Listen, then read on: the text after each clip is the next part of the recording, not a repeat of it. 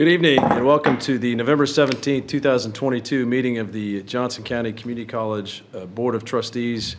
I'm Lee Cross and I'm going to call the meeting to order now and ask that everyone who can please stand for the Pledge of Allegiance.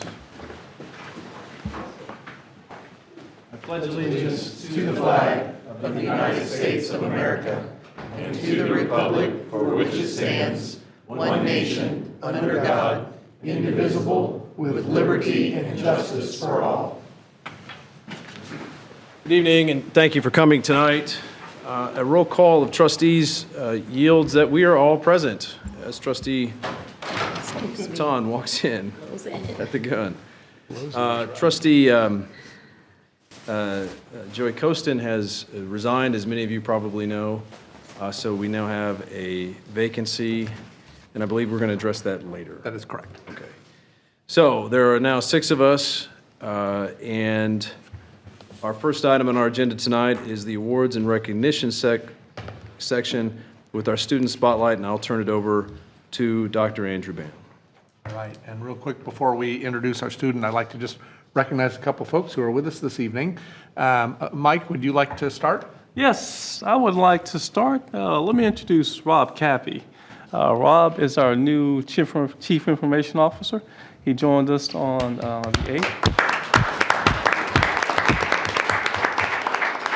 Rob has deep education experience, serving at one time as interim CIO at Kansas State. He also had a stint at University of Kansas. Deep experience and work in a lot of areas that are key to the college, network infrastructure, student-facing applications. So I am very, very excited and glad to have Rob aboard. Rob, anything you want to add?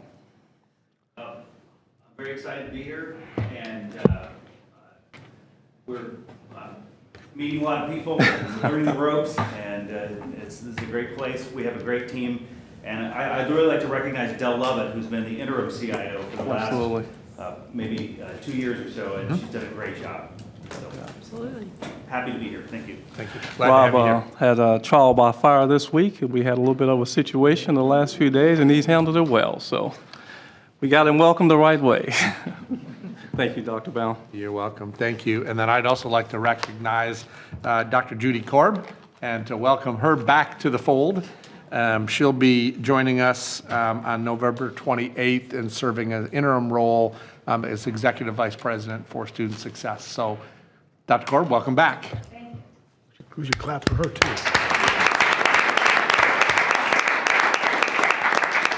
There was a fair amount of buzz in the audience and around campus last week when she was present for our special meeting last week. And, oh, why is Dr. Korb here? What? All kinds of speculation. So there you go. We've solved that mystery. So I'd like to introduce to you our student for tonight, Yasin Ali. So please.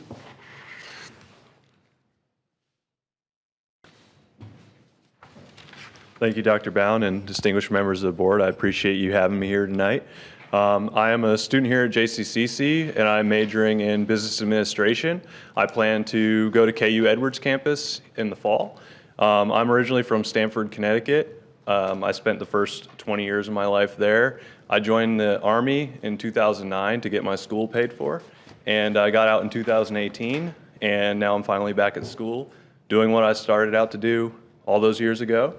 My time in the Army, I found out that what I'm really interested in is leadership roles and professional development and, essentially human resources. So I've taken on a few of those roles here.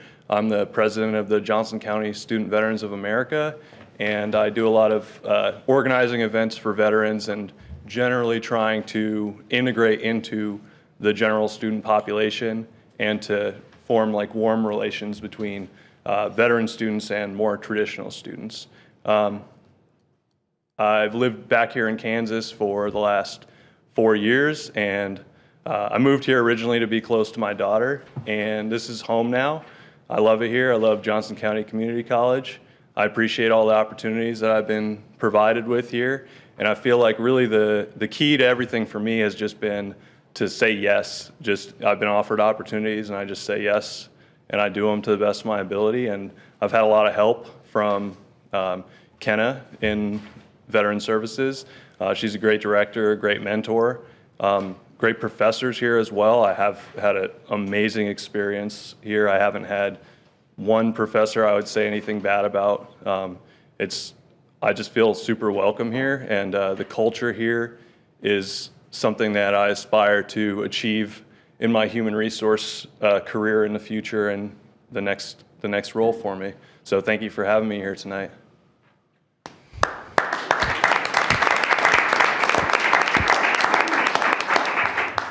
Any questions for Yassine? Trustee- What will your major be then to get into the field that you just described, leadership and human resources? When you go to Edwards, what will you be trying to get your degree in? So I'll be getting my degree in business with an emphasis in human resources. Okay, great. Good luck. I think you're going to do fine based on the short time I've known you. Thank you, sir. Appreciate it. Trustee Smith Everett.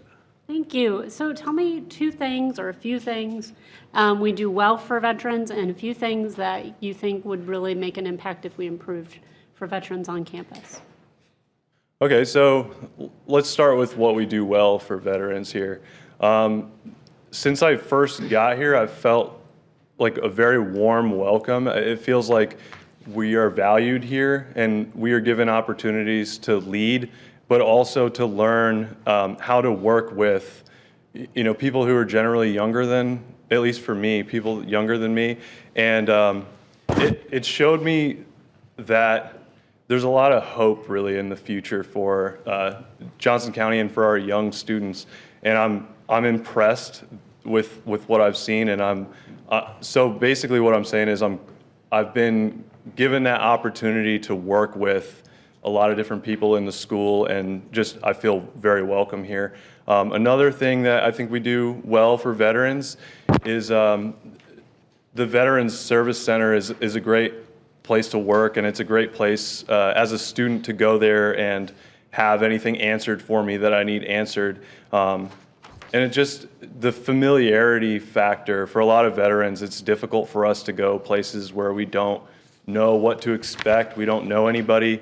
We kind of feel like an outsider sometimes, but here I don't feel that, and a lot of that is because of the Veterans Service Center and just all the knowledge that is there to be offered for us, as well as internship possibilities, the clubs that we have as veterans, the PAVE program, which the PAVE program I think is a great program for veterans, and I would like to see something similar for like the general population of students. And so what the PAVE program is when you get here as a veteran student, you are assigned a mentor. So just somebody that you have like a phone number and an email, and you have that line of communication. So if you don't know where to go with a problem or something like that, you have a peer, somebody that is, a similar background as you, also a student here working in the Veterans Center. So it's just nice to have that as like a link to all the other resources that this school offers for veterans. Something I think we can do better for veterans would be maybe to be a little bit more front-facing than we are. And we're happy with what we have for sure, but I just think if there's something we can do better, maybe just have us more, I guess, easily located or more front-facing to where we don't have to kind of navigate as well to get to where we are. But I think other than that, I really don't have any criticism or any kind of suggestions for improvement, because I think we're doing great. Well, thank you so much, and thank you for serving. We appreciate it. Thank you. Yassine, you said you haven't had a bad professor, right? I said I haven't had it. You haven't. Have you ever had Brett Cooper?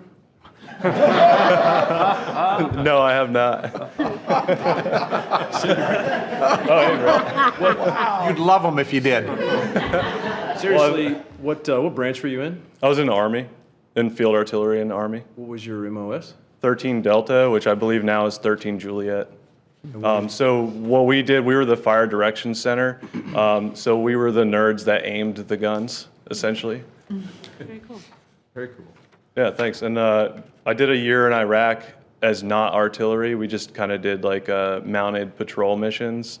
And, I'm from the New York City area, so driving in Iraq was a lot of fun for me, actually. I had two brothers that had 3 tours in Iraq, and then they came here, and now one brother's still in the Navy. He's an officer.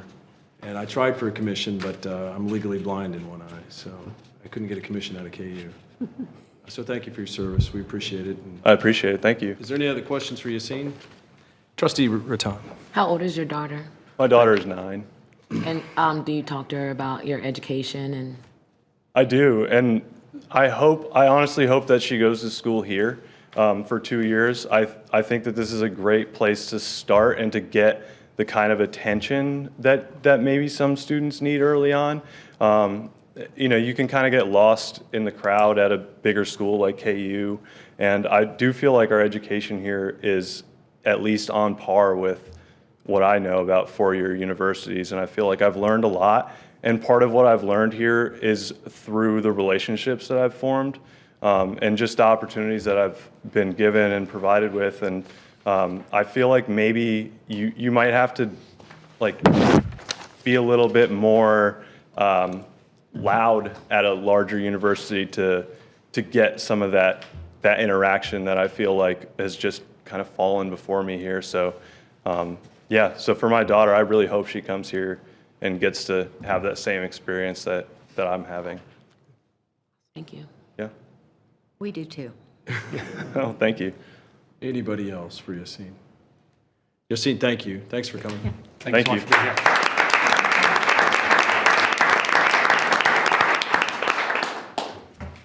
here. Is that all you have for the moment? Yes, sir. Okay, good.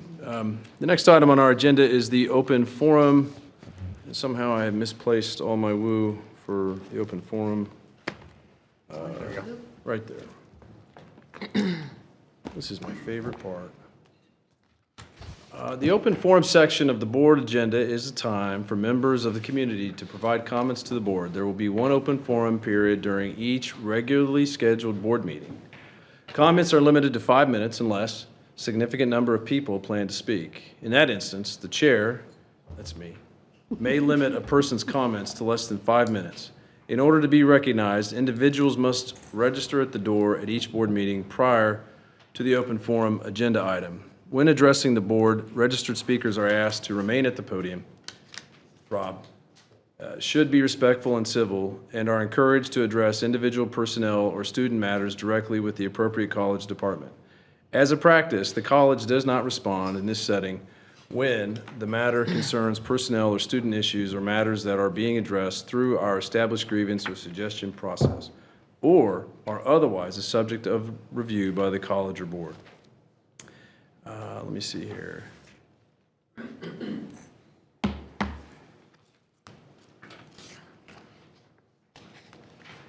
Speakers wanting to make a public comment via Zoom must register by completing the registered form below by 5 p.m. the day before the scheduled Board of Trustees meeting. Speakers must provide, please, their name, city of residence, name of any group they are representing, the topic of discussion, a brief 1 or 2 sentence summary of the presentation, as well as the email address and phone number the registered speaker will be using to access the Zoom meeting. The Zoom link and conference number will be listed on the JCCC Board Meetings page. Registered speakers should be familiar with Zoom, please, and its functionality before logging into the Board of Trustees meeting. Registered speakers should wait until called upon by the chair, at which time the recognized speaker will be granted electronic access to address the board. Speakers wanting to make public comment in person must register through this forum by 5 p.m. the day before or in person 15 minutes before the start of the meeting outside of this room, GEB 137. Each registered, I already did that. You get the point. And I do that every time for my own entertainment, but also because we've had some meetings where it's been an issue, and I just want to make sure the public is aware how to access the open forum section. And so it's my understanding we do not have anybody to take advantage of the open forum section tonight. So the next item on our agenda are board reports, and we'll start with the Student Senate, Mr. Daniel Gonzalez. Hello and good evening. I have quite a long report for you guys, which is good. Student Senate's been doing a lot, so I'll just go ahead and start. For new senators, the Student Senate has approved 2 new senators, Jameel Price and Sherry Osborne. For student clubs and organizations, 4 funding requests were approved. The GSA Rocky Horror Show, the JC SVA Trivia Night, Model UN's funding was approved for their next trip, and their international club was approved funding. Additionally, furthermore, we have created 3 new ad hoc committees within the Student Senate. The Sprout Initiative Review Committee. The purpose of this ad hoc is to review the Sprout Initiative to see if it is something Senate wants to pursue. The next ad hoc is the Constitution Review Committee. In this ad hoc, the goal is to review the Senate Constitution for critical changes that need to be made. The next ad hoc and final ad hoc that was created was the Catering Prices Committee. The goal of this ad hoc is to review catering prices with the college to find what prices we can change for clubs and organizations. Additionally, the Student Senate went to an SGA meeting in St. Louis. 5 senators had the opportunity to attend a Student Government Association meeting in St. Louis. At the meeting, the senators learned about leadership techniques and presented the information to the Student Senate after the trip. Furthermore, the Student Senate has approved a Clear and Connect liaison.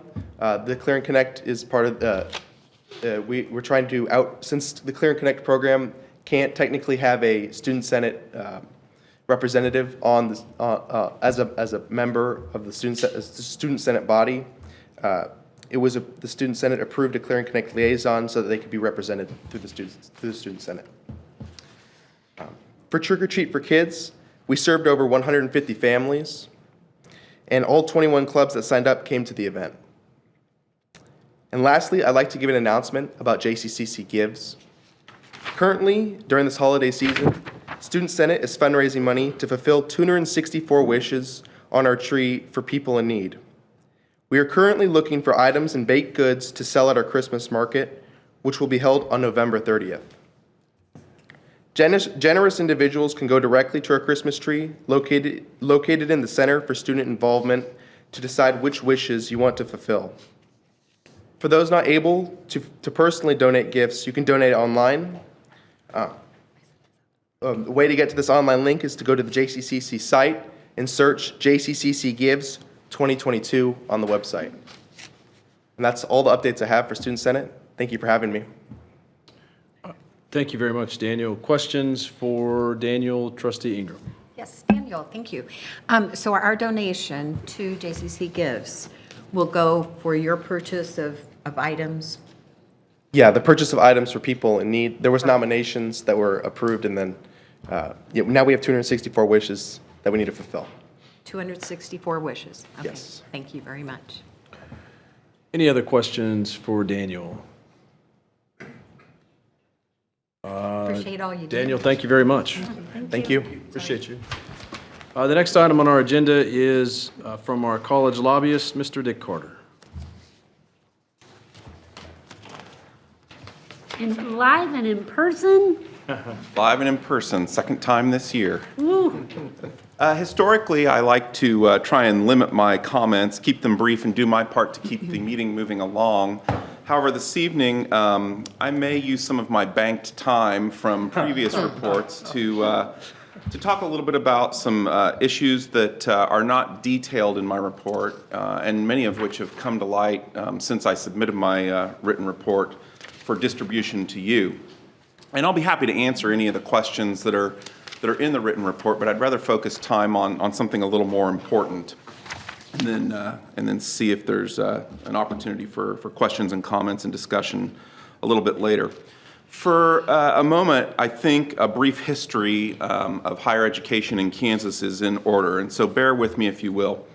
In 1999, the legislature passed the Higher Education Coordination Act, which is commonly referred to, or at least has been over the past several decades, as Senate Bill 345. We're well enough down the road now that we really don't talk about it in those terms, but that transferred the supervision of community colleges, technical schools and colleges, adult education, and proprietary schools from the Kansas Department of Education to the Kansas Board of Regents.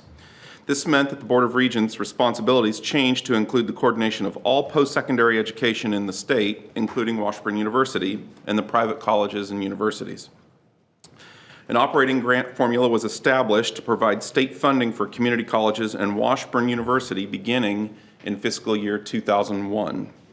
In 2007, the legislature passed legislation creating the Post-Secondary Technical Education Authority, which would then produce the tiered funding models. And this legislation has continued to be tweaked over the course of the next decade or so following 2007. In 2017, the legislature passed Senate Bill 174, which affiliated the Wichita Area Technical College, commonly known as WATSE, with Wichita State University. The bill changed the governing board of WATSE to an industry advisory board reporting to the president of Wichita State University. And then Wichita State University took over the control and operation of WATSE at that point. And that was a bill that was approved by the legislature in 2017.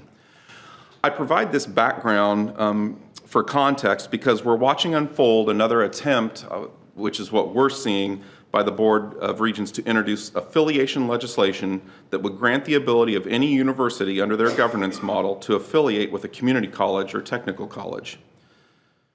This proposal was read at their, or was at least covered at their board meeting this week in Manhattan on the campus of K-State.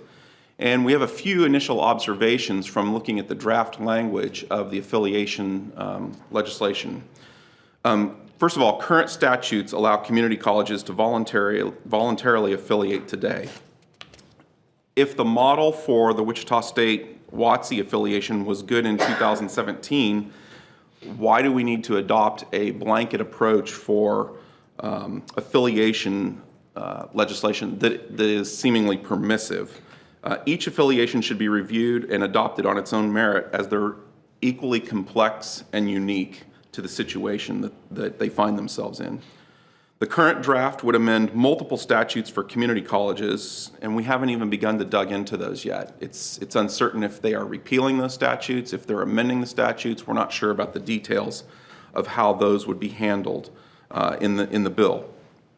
The current draft would transfer non-tiered funding from a community college to the university's base budget.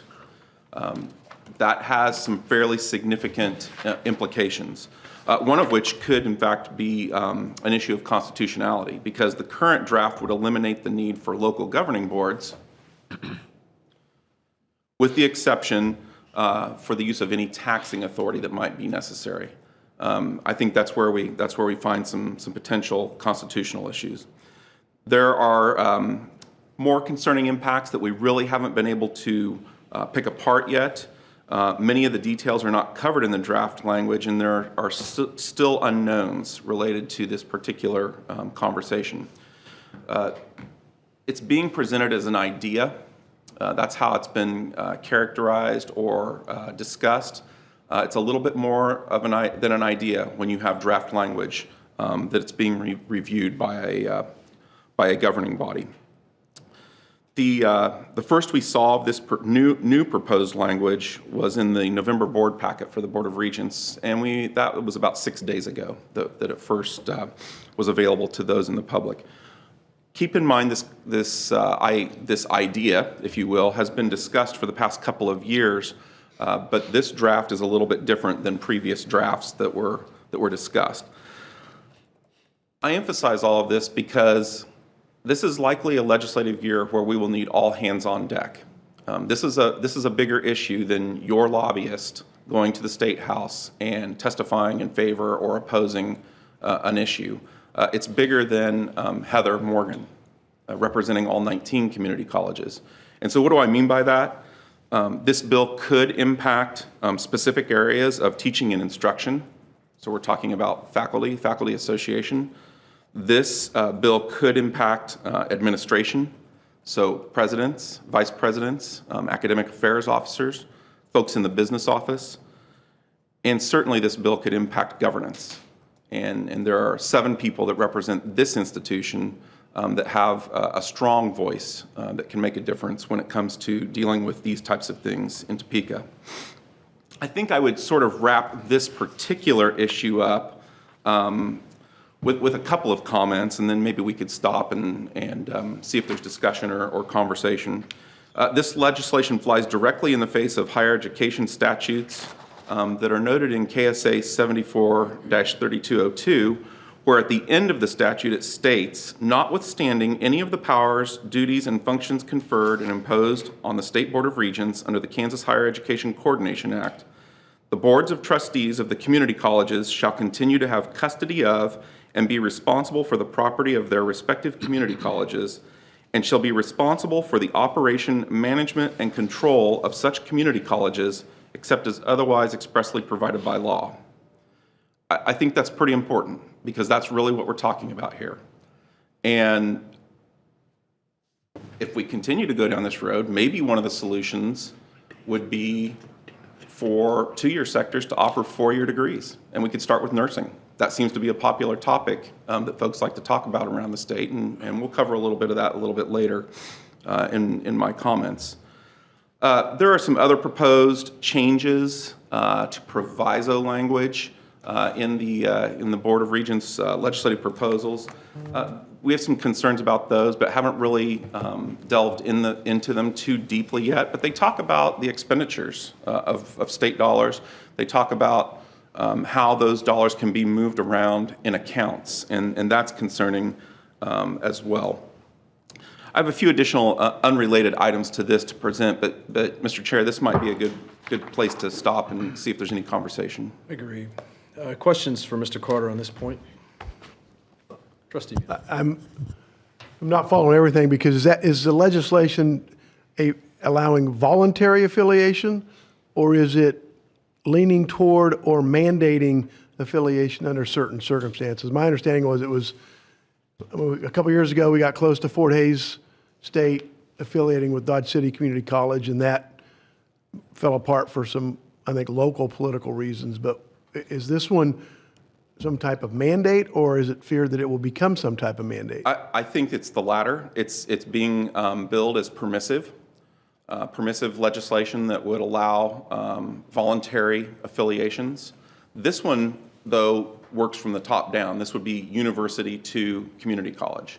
And so in the business environment, you might think of it as a hostile takeover. That's a good way to use the term. I guess I'll learn more about it. I'm not that concerned about it if I have the right to say no. They can't take us over. They can't buy our stock. We would have to say yes and therefore negotiate something. And I don't think it's, and part of my concern is I want to know more about, we've discussed before, and it's a sensitive topic. We have 19 community colleges. We probably have too many. So I don't want to immediately say affiliation opportunities, consolidation opportunities are bad public policy. They may be for Johnson County, they may be for another community college, but I'm interested, and I agree with you, it's something we need to follow, but I don't know enough yet to have the concern that you seem to have. You know more than I do. If I may, Trustee Musil, I just want to clarify. You're saying the people of Johnson County are not for sale? Well, They can't take over our stock? the community college of Johnson I County just thought is, we'd have, it's yeah. a tough topic. I thought Yeah. we'd have some, If we have to agree, then there are at least 4 people here that would have to agree that we struck a good deal with University of Kansas or whomever, and I agree. So, I think Trustee Musil, I think your comments are accurate, and I think that where we start having the concern is, depending on the political makeup of a board, you're right, it does only take 4 perhaps. We're talking about very complex affiliations. I'm sure Dr. McLeod could talk about the hundreds of 2+2 or agreements that we have with state universities already, and they're not just a simple one-page agreement. We're talking about a fairly significant move. It is voluntary. It would have to, like you said, both parties would need to agree, at least at this point. I think there's a lot of details that are unknown in the proposed draft legislation, and that's the concerning part. thank you for watching. And to the extent that we're aware of the issue, it has been talked about over the past couple of years. We had not seen the draft language until it appeared in the board packet. that's a little concerning when all partners are not at the table having that conversation. Trustee Smith Everett, then Trustee Ham. Thank you, Mr. Chair. Mr. Carter, you're worth every dime. I will start with that. I always find your reports to be incredibly informative and educational.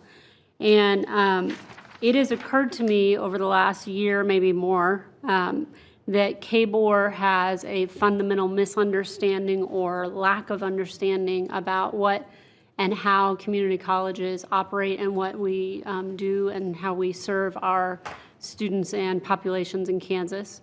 So I would say to this board, I'm more concerned. I'm glad you're taking it with such a grain of salt. I don't know that I agree that we can be subject to a hostile takeover depending on which way the political winds blow. That could be really devastating for places that don't have the kind of muscle that we have here at Johnson County Community College, where we could probably fend it off multiple times. But we are certainly a prize worth capturing for some, and I think that they would probably do anything to make that happen if they so wanted. That is a concern for me. So I would say to this board, I would be more than willing to have a motion that we draft some language for anyone on the board from our college that would like to sign on and send to KBOR our disapproval and concern about this. Many boards have done that in the past. There's been other things that have happened in Topeka, and we've seen groups sign on to letters, and I think that that can be very powerful. I think, as Mr. Chairman Cross has said multiple times, we've had a good couple years in the legislature that have benefited us, and I think part of that is because we've had people there advocating, and we've had Ms. Morgan doing incredible work to make sure our legislators know, and it may be time for us to start being very, very present and very vocal at KBOR meetings to make it clear that we have maybe a difference of perspective of what our institutions do versus what they think that we do. So I am concerned. I've got hairs on the back of my neck that are raised by your comments. And when you come with such gravity, I take it very seriously. So I appreciate that. Thank you. Trustee Hamel, and I don't have anybody after that. I was curious if there's been any other examples from other states of where these hostile takers has happened, that we can kind of look at the model of what that might look like. Yeah, that's a great question, Trustee Himmel, and I will definitely, I won't be able to provide a response this evening, but I can look into that. Okay. And communicate with our association and see if there are any examples that are known from other states. All right, thank you. I can, Go ahead. I mean, I can say from my own experience, not about affiliations, but in terms of consolidations of campuses or colleges, if you will, in different communities. And while it is perceived to generate operational savings and so forth, it doesn't always generate good results for students. I experienced that at Ivy Tech, and that's why we moved into a consolidation of regions and then to a separation of them several years down the road where it just didn't yield the sort of results that were desired. So I just think we have to be very careful about how we go about doing this. I've already cleared my schedule. That happens the second day of the KBOR meetings, happens again, as it usually is the case, coincides with our meetings here, but my schedule's cleared for those 2 days for me to be there and to be actively involved in this alongside Dick. The one at Ivy Tech, was that a forced? No, although we did have there was a forced one previously where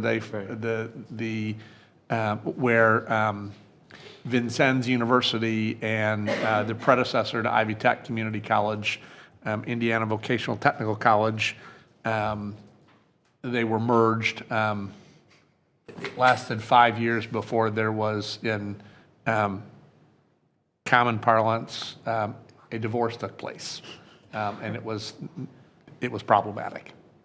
So we just have to be very careful about how we do this. We certainly don't want to give up local control. We don't want, hands reaching into our pockets and pulling revenue out of here. We just need to really study this and understand what's going on not only for our benefit, but for the benefit of our community and technical colleges around the state, and ultimately our students in Kansas. It's incredibly important. Thank you, Mr. President. Trustee Musil.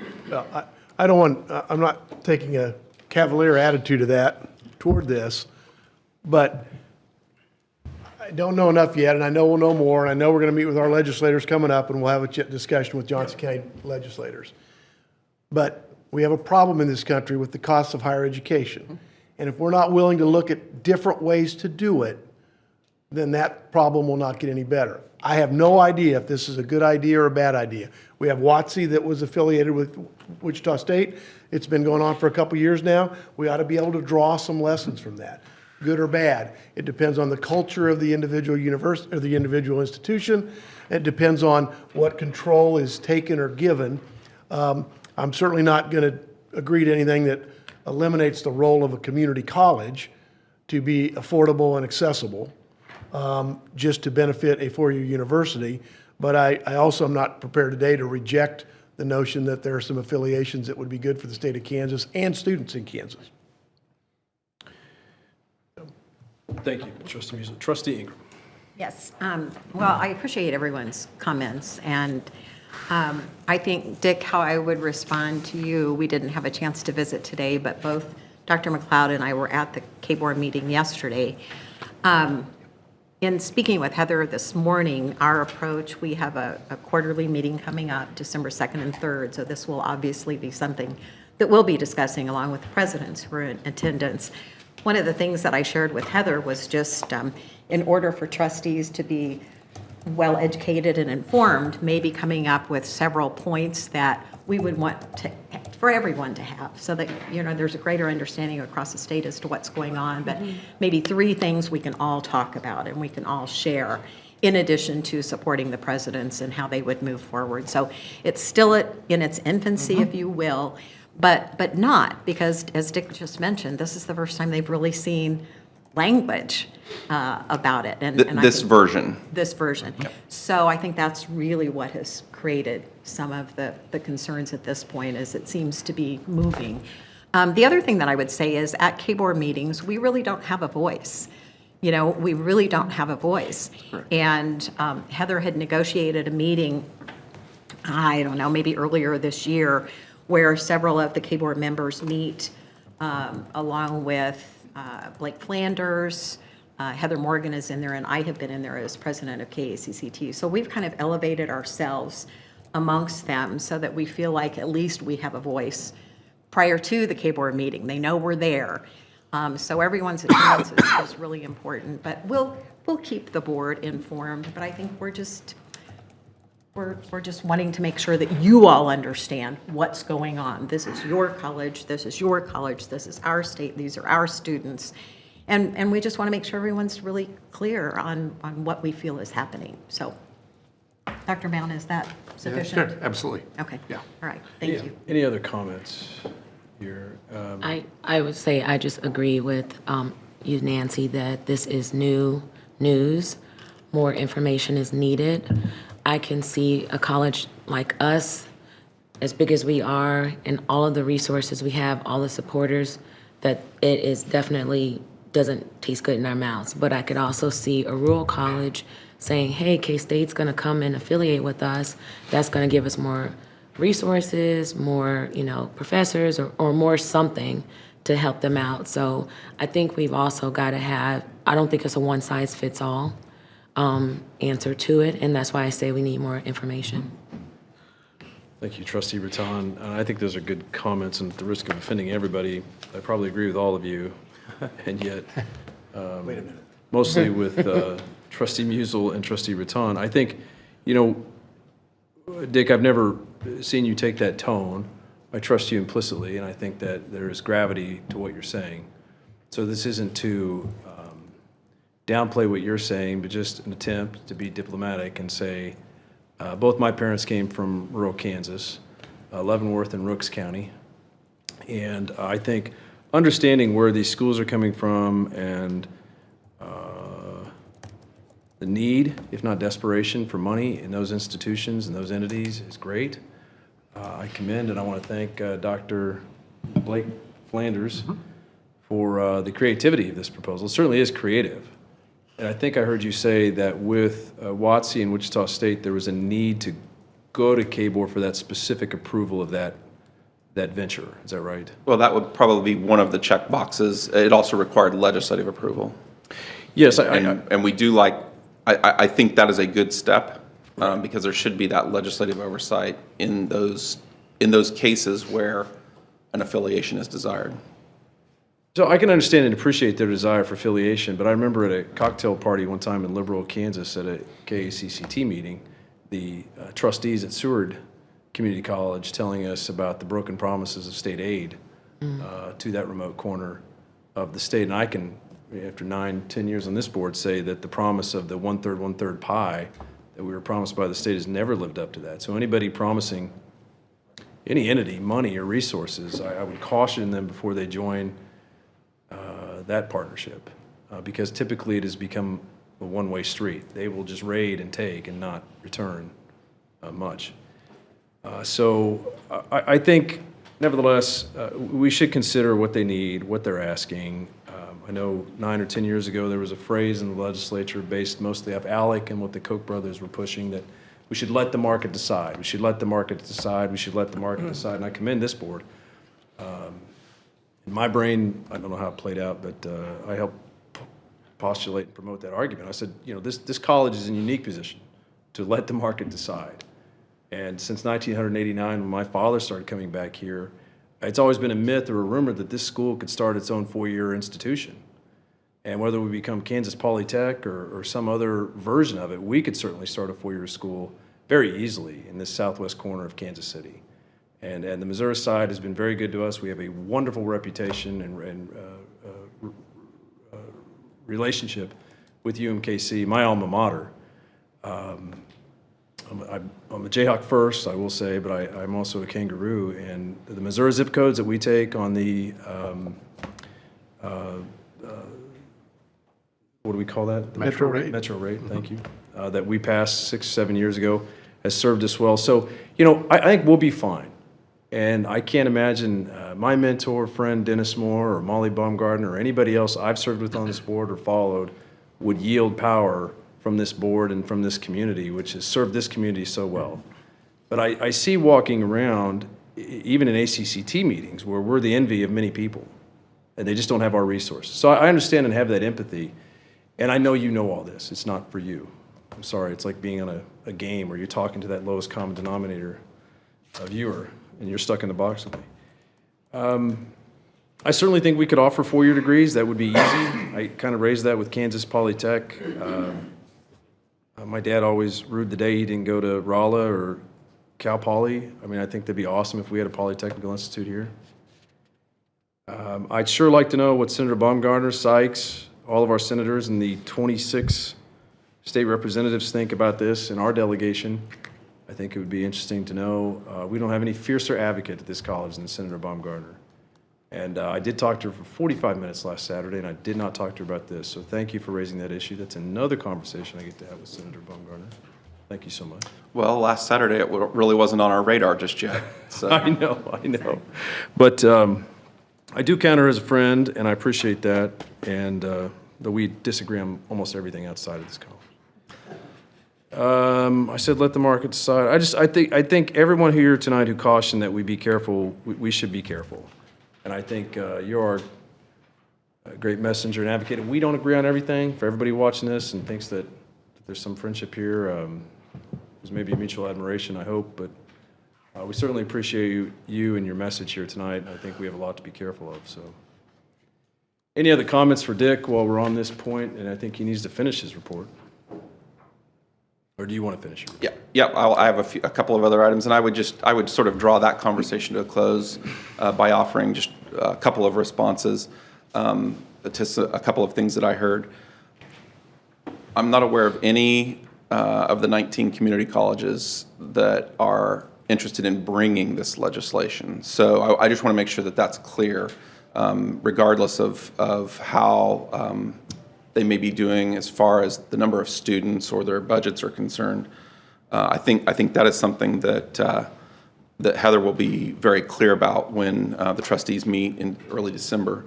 And then the other thing is, you're right, my tone probably demonstrates what I do believe the gravity of the situation is. That does not mean that we take an adversarial role. I think it's important that we're aware because it would be a huge difference from the way we're doing business today if that were to go into law. So we'll see how the conversation goes. It was just the first reading at the Board of Regents. They'll have another reading in December. There was really no discussion, and I think that that's in part because there was an awareness around that governing body that there's some concern about the way the legislation is drafted. So I agree with all the comments that were made around the board today. A couple of items. This one was fairly large as well. Earlier, between this last meeting and this meeting, with regard to the property tax issues related to the property tax appeals and the case that was out there with Walmart versus Johnson County. It's not a secret. There's a one-time settlement that was reached for tax years 2016 to 22. The reduction in our budget with that particular settlement is not necessarily significant, but that's only one of the group of properties that have appeals in Johnson County. And so I think we'll continue to watch that issue unfold, and we could likely see legislation that would seek to codify the Preeb case, which has been used for the most part in determining what that property value looks like, if it's an empty big box or if it's actually out there built to specifics for earning revenue for whatever retail purpose is out there. So we'll see if that bill gets pre-filed. I've been told that there will be legislation coming related to codifying that particular case law into statute. We should get some idea on how things may progress. Tomorrow afternoon even, there's a informational hearing in the Special Committee on Taxation, and that's one of the things that they will be discussing and getting an update on from the Department of Revenue, as well as the specifics of that appeals case. The issue of reducing reimbursements to funding allied health programs continues to be making its way around very slowly. They've put the brakes on that a little bit. It would appear that the Kansas Chamber is now interested in talking about the number of hours for training, possibly reducing those and reducing some of the regulations around some of the allied health fields. So that's another issue that we'll watch, and should that come to the legislative arena, that will be a big one as well. I do have some good news. We have now sent out or are working on sending out the invitations for the gatherings that we host in early December. And so you will have that opportunity to interact with our delegation when they're on campus the first part of December. So we're looking forward to continuing those conversations and building those relationships that are so important to the college. I agree. And that concludes my remarks. Any questions for Dick after the conclusion of his report? Trustee Ingram. Yes, thank you, Mr. Chair. Mr. Carter, when you speak to allied health and the hours that we're talking about, can you elaborate just a little bit on that so that the board knows what they're looking at? Yeah, they're looking at programs like LPN programs and reducing the number of hours for training for those programs. That can dovetail with the separate conversation about the cost for reimbursement that's coming from a different angle, and those can gain traction depending on how that issue moves forward. That's at least what we know as of now. There have been no formal proposals. There was a news article that appeared earlier this week touting the Chamber's interest in getting involved in reducing regulations surrounding those courses. And was that the one in the Kansas Reflector? I believe it was, yeah, I think it appeared in the Capital Journal, but it would have been through the Kansas Reflector Service. All right, thank you. Then the other question that I would have, as far as our legislative priorities, that would be something that you will be bringing forward. That is correct. To us. We will also have legislative priorities from KACCT that will kind of merge with that, and those will be prior to our meetings with the legislators. Is that correct? Yes, the KCCT meeting's in what, 2 weeks? Right, And, right. and our team is looking at the legislative priorities that we have as a college as well, and we'll look at bringing those to you. I thought we had those before we met with the legislators Yes. for our lunches. Okay, Yep. I was thinking Yep. that we did. Okay. Yeah. Thank you. One other thing, and I think I know the answer to this, Mr. Carter. Scott Schwab is from Johnson County, right? Correct. Are any of these other statewide from Johnson? I don't believe so. Vicky Schmidt's not, Stephen Johnson's not. Stephen Johnson owns property here, but he's farming in Assyria. Well, congratulations to them all. I just wanted No, to say Trustee that. Musil's correct. Thank you. Any other questions for Dick? Thank you, Mr. Carter. Thank you. The next item on our agenda here this evening is the report from our Faculty Association, Professor Brett Cooper, who is indeed a wonderful professor and my friend who joined me, well, he sat next to me at some enchanted evening. Thank you, Saturday. Lee, sorry. Thank you, Trustee Cross. Saturday night was a wonderful event, and I enjoyed getting to talk to several of you there. It's a busy time of year. Students and faculty alike are hunkering down, working on culminating projects and getting ready for final exams. The holidays are coming fast, and major deadlines are approaching fast, as you are well aware. Not only are faculty working to finish up their courses, but they are continuing to participate in professional development opportunities, both here at the college and in professional associations. This week saw a group of faculty come together in the Beg, Borrow, and Steal series, organized by our Faculty Development Office, called Teaching Media in the Age of Misinformation. Faculty from the library, journalism, and English collaborated to provide this session for all faculty members. The course-based undergraduate research experiences, or CURE Symposium, took place today. Over 100 students participated in this semester, and they were from biology, microbiology, and chemistry. 4 full-time faculty organized the event with the assistance of 3 adjuncts. In other news, JCCC Night at the Nelson will be returning this spring. On this night, faculty and staff speak on selected works found at the museum. This is a free event open to the public. It will be April 14th, 2023, from 6 to 8 p.m. Tonight, many JCCC faculty and staff are watching us, waiting to see what will happen with the verb replacement proposal that the board asked the administration to develop this spring when you voted to sunset verb.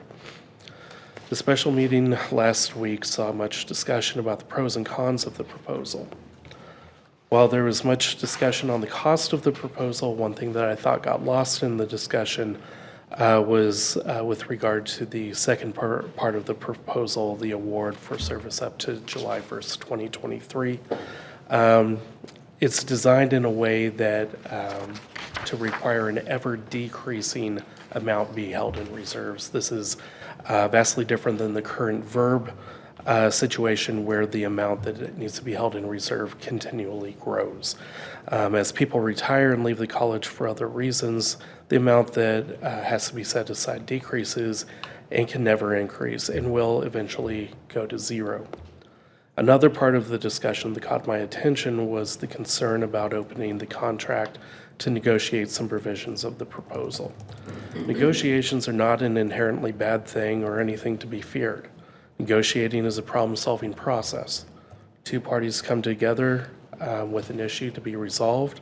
They have competing interests, but they work to find the best solution for everybody involved.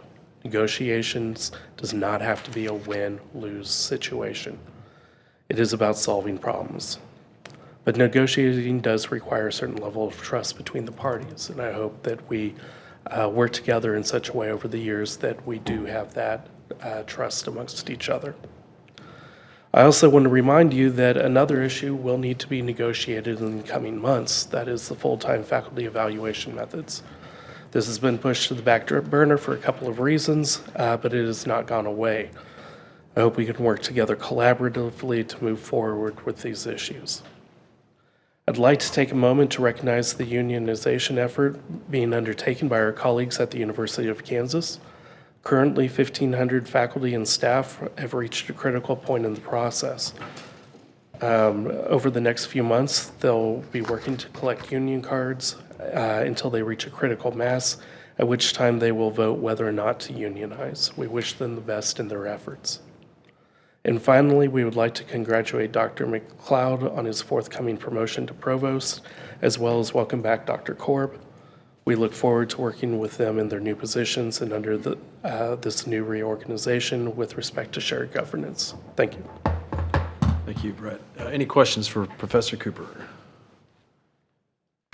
Any questions for I'll just Professor? make a comment. Go ahead. You seem under the weather.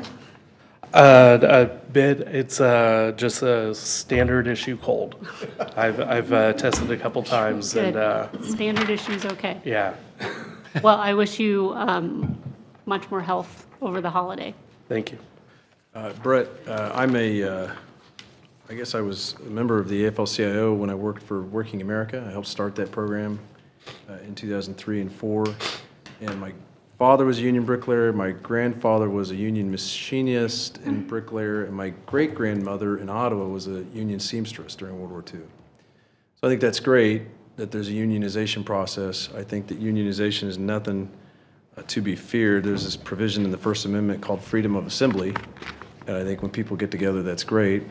I do it, for instance, every Sunday at church, but I also think it's good for collective bargaining purposes.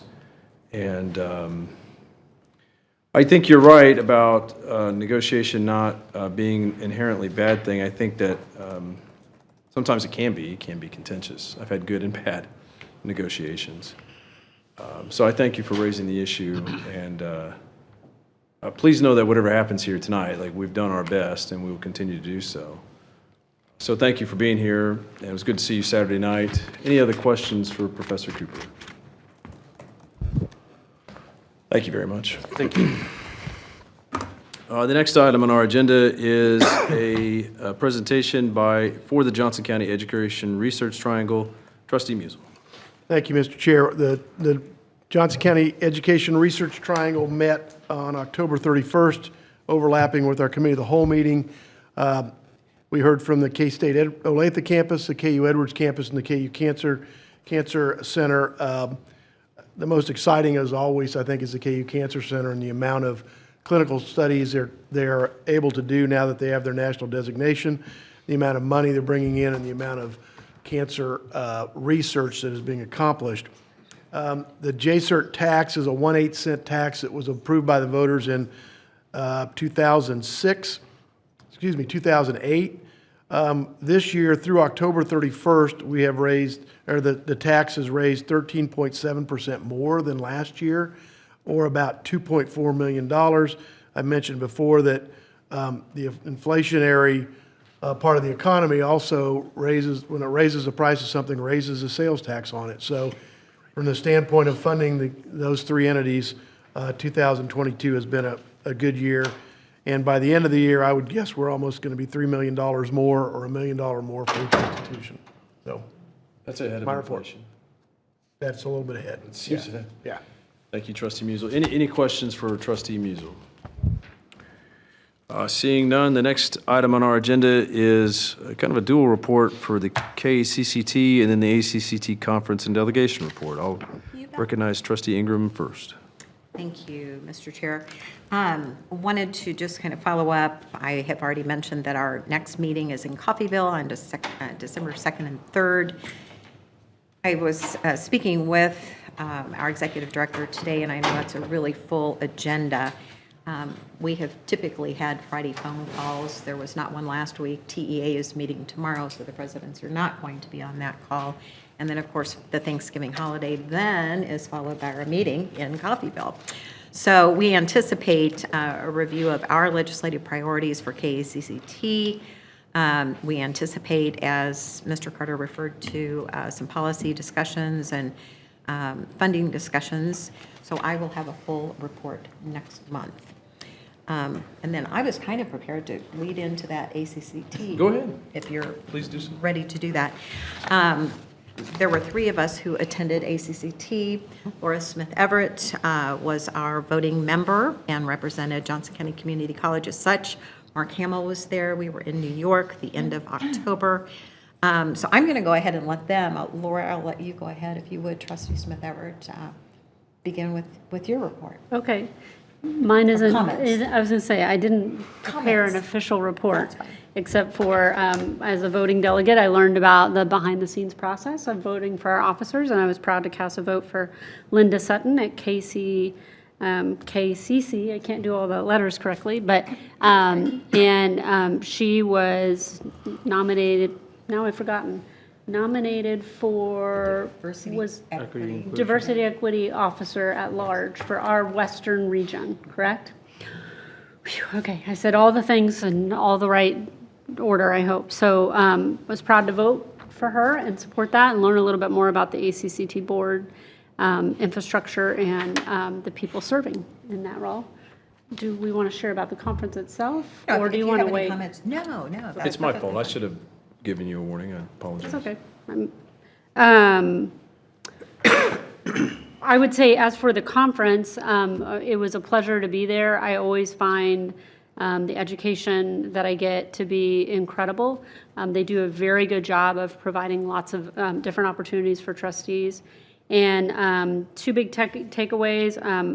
I was approved to go to the chair training, what do they call it? Chair Academy, thank you, which was very insightful and I really appreciated. So thank you for that opportunity. I think you have to sign something to approve of that. But that was really looking sort of under the table at some of the things going on in boards across the nation. And the 2 big things that came out from that were that we have boards with people who get ill or are aging and are unable to step aside or step down, and that it becomes a contentious issue on how to handle that. And then the other one is that boards are becoming very divisive, JCCC, or in the community college world, politically, and that's causing a lot of difficulty for chairmen. So it gave me a more appreciation for those that have served in this role and what that entails when you've got a lot of contention. And I'm grateful for those that I serve with on this board that we are not at that point. I would say the other big takeaway was that the theme of data was very, very, very heavy and prevalent in every session. That data tells the story of who you're serving, who you need to serve, how you need to serve better. And data gets people to talk in ways that makes it less personal and allows people to really drill down to what we can do better. And so I talked to Dr. Bound at the conference about that, and I know that we have incredible people doing incredible things with our data, and I think we're ready for next steps in the directions of how everybody can be looking at that data to make better decisions for our students and the community abroad.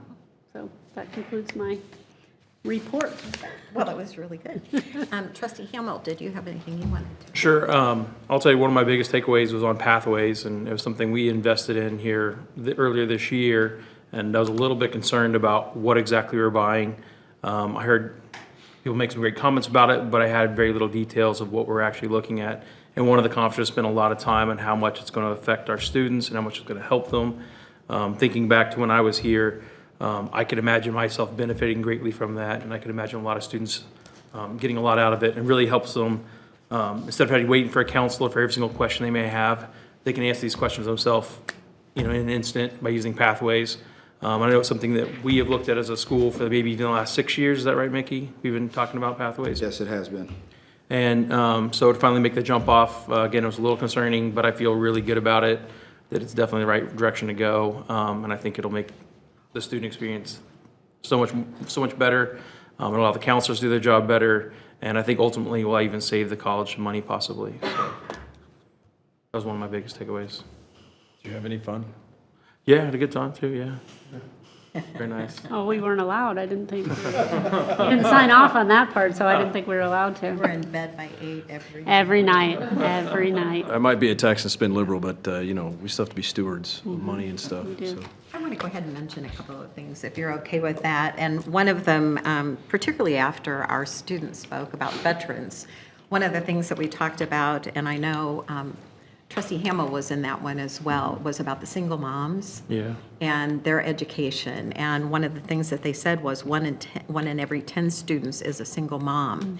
And so some of the single moms were talking about things that were attractive to them and how, there was even a place for single moms so that they could kind of be together and feel like they belong too. So it was really interesting. I think the interesting piece of all of this is you send some people to a conference and we come back and we've got great ideas and we think and when you find out that Johnson County Community College is actually doing so many of these things already and the work behind the scenes, there's just a multitude of things that we can't get our fingers on. But when you ask some questions and you realize we do that, we get that funding, we receive this, we're participating in that, you're just reassured, if anything else, of the good work that's being done that we may or may not be aware of. But I really did enjoy that particular one. We also talked about presidential goals and assessments. We talked about board assessments and a couple of those. So I see some of that work that we have ahead of us in the spring as being able to make some contributions based on some of the things that we heard and that we will learn between now and then that will contribute greatly to that process too. So I will end with that. Oh, I do have one other thing. Please. This was about community college stigma, and it was just really interesting. There is actually, and I don't have that site in front of me, but I will get it to you. But they were talking about community college stigma and how they are really trying to overcome that. And there's actually a website, and that's what I don't have in front of me, and I apologize, but I will get that to you, Dr. Bound, and it's probably something that you're well aware of. But it was interesting on how there was a group that was really together on, making a national movement on changing that stigma of community colleges, which was really refreshing to hear as well. So I will end it. I love this college. Yes. We do. Trustee Smith-Everett, I think with respect to data and how people talk different, I do agree with you, but because I like to argue, I think that the power of the anecdote is not to be overlooked. Like, for instance, we have a student spotlight where every president in my recent memory will have a guest in the gallery to illustrate and tell a story through an anecdote. And I think the power of an anecdote should not be overlooked. Like, for instance, Billy Bean in Moneyball. Here we How go. he constantly sought That's my bingo to card. not find himself or to Anybody get not bingo go on draft that? himself. Anybody out there get bingo? No. I don't interrupt any of you. And yet he used data to work his way out of his team's poverty. And I think Trustee Ingram made your point when she said, 1 out of 10 students is a single mother, and how that automatically flips the conversation so that we can see and perceive that and then begin to understand that we're not just a series of anecdotes, that we're in a common community and on and on. So I wanted to comment on that. If you don't mind, I'll just comment back that I completely agree, and stories are what move people. And using those in conjunction with one another came out several times in some of those presentations, because your data can tell you the story behind the story of one individual that you may not otherwise know. Single parents, first-generation parents, people who've repeatedly tried higher ed, and you can get those stories pulled out, your veterans, your single moms, but you can also then better understand your institution. How many Marias are there? How many Lee Crosses are there at your college, and better change your programs for that. So thank you for that comment, because that is very true, and they did mention that multiple times, the power of story. Did you have something else? Yes, Mr. Chair, there is only one Lee Cross here at Johnson County. Let's clarify that. Actually, many across the country. If you go to White Pages. And that website is CC Smart. Thank you, sir. Any questions for this distinguished crowd? Seeing none, thank you very much for that. I was just Yes, going to ma'am. say, when I went to DC, they talked about board development as well, and I think that is something that we should pursue. We're going to have a whole committee. I know. I'm excited. We're working on it. We could do better. Thank you. The next item on our agenda is a presentation for the JCCC Foundation and Trustee Rattan. Good evening, everyone. This is the report for November 17th. We had some enchanted evening this weekend. The foundation was very focused on putting on the signature event, and everyone who attended could tell that it was a lovely event. This campaign is how we reach a record amount of income for scholarships and student basic needs. This says well over 100. We were headed towards that, but I think we hit it and hit that $1 million mark and maybe exceeded it. Steve Wilkinson was honored as a 2022 Johnson Countyan of the Year, but since we didn't have it last year in person, we also recognized Clay Blair for 2021 Johnson Countyan of the Year. 600 attendees enjoyed the evening of dinner and dancing and heard scholarship impact stories from 3 JCCC students, Carrie Randolph, Andrew Roseborough, and Mary Rowden. The students were the highlight of the event. I agree with that. Also, if you saw, we had the barbecue pavilion ribbon cutting. The foundation was grateful to be a part of this barbecue pavilion. The event was a great way to show appreciation for the partnership between JCCC and JCCC Foundation donors. $250,000 in private donations were used to build this new facility, which is really cool, if you haven't seen it. I have not, actually. It's got every kind of barbecue grill you could think of, literally, and a pizza oven, and warming drawers, and cooling drawers. Does that conclude your report? Yes, it does. Thank you, Trustee Raton. Any questions for Trustee Raton? Only because I'm on the foundation, I just wanted to publicly offer my regrets. Influenza A struck our family late on Saturday, and I had to make the choice to stay home with a child that was not feeling well and probably would not have done well with a babysitter. So I really regret not getting there, and I had so many wonderful people text me with pictures and bits of the evening, and everybody said the student part was absolutely the highlight. So I really regret that I couldn't. I had been looking forward to it for a long time, and I look forward to going next year. So I'll just save that dress in the back of the closet. Hope it fits next year. And kudos to Joy Ginsburg. Who Yes. I Oh my just say gosh. she hit the ground running day one and just makes everything awesome and much better. And Judy Riley puts up with me and everyone else at the foundation. Right. I can't remember right now, I'm sorry. The whole staff, the whole staff of the foundation. Did a fantastic job. Thank you very much, Trustee Raton. And now our next report is College Council by the man, the myth, and the legend, Trustee Musel. I would defer to Jason as the chair of the College Council to, I got to the meeting a little bit late, so he will fill in on the first part of the meeting, and then I can make a couple comments. Thank you for chairing this. Absolutely. I would like to point out that I am a co-chair with the president, so, but he often defers to me, so I guess that's why I'm here. Thank you. I'd like to give you kind of a little bit of background on the College Council. Jason, would you do us a favor and introduce yourself? Oh, I'm sorry. Not everybody knows you. I apologize. My name is Jason Arnett. In my day job, I'm the assistant manager for retail dining here at the college.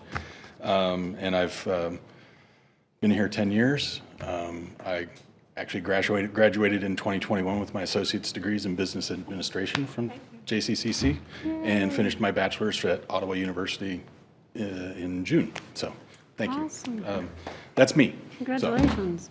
The College Council is part of the shared governance system that was established. I'm part of the staff council, and staff council elected me to be on the College Council as well. So for the last year and a half or so, we've been involved in trying to figure out how to communicate really well to everybody.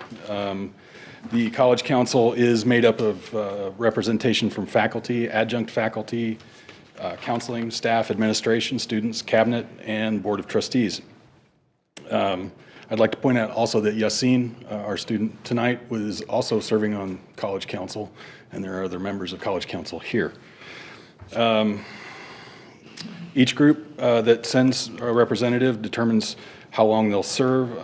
The council consists of 15 members, and the membership distribution is to be reevaluated every 3 years. We do get some experts as necessary to make sure that relevant information to the issues is considered.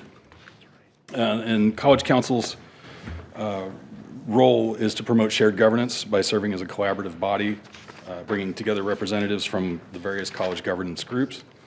The College Council considers issues of importance to the entire college community and provides recommendations directly to the president and relevant decision-making bodies when we get to that point. College Council understands the importance of all stakeholders having a voice in the decision-making processes of the college. Better decisions are made when those most affected are consulted before a decision is made, and when the abundant expertise of an academic institution is used to inform that decision. The key is communication. College Council's primary purpose is to be a point of contact among the various councils and bodies at JCCC to foster collaboration and seek solutions. Non-contractual issues affecting the entire college may be brought to this council through its members.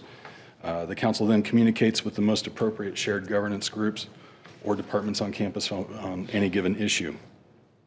And those issues come to us after the appropriate shared governance body decides that one or more of its members on the council will bring it to College Council.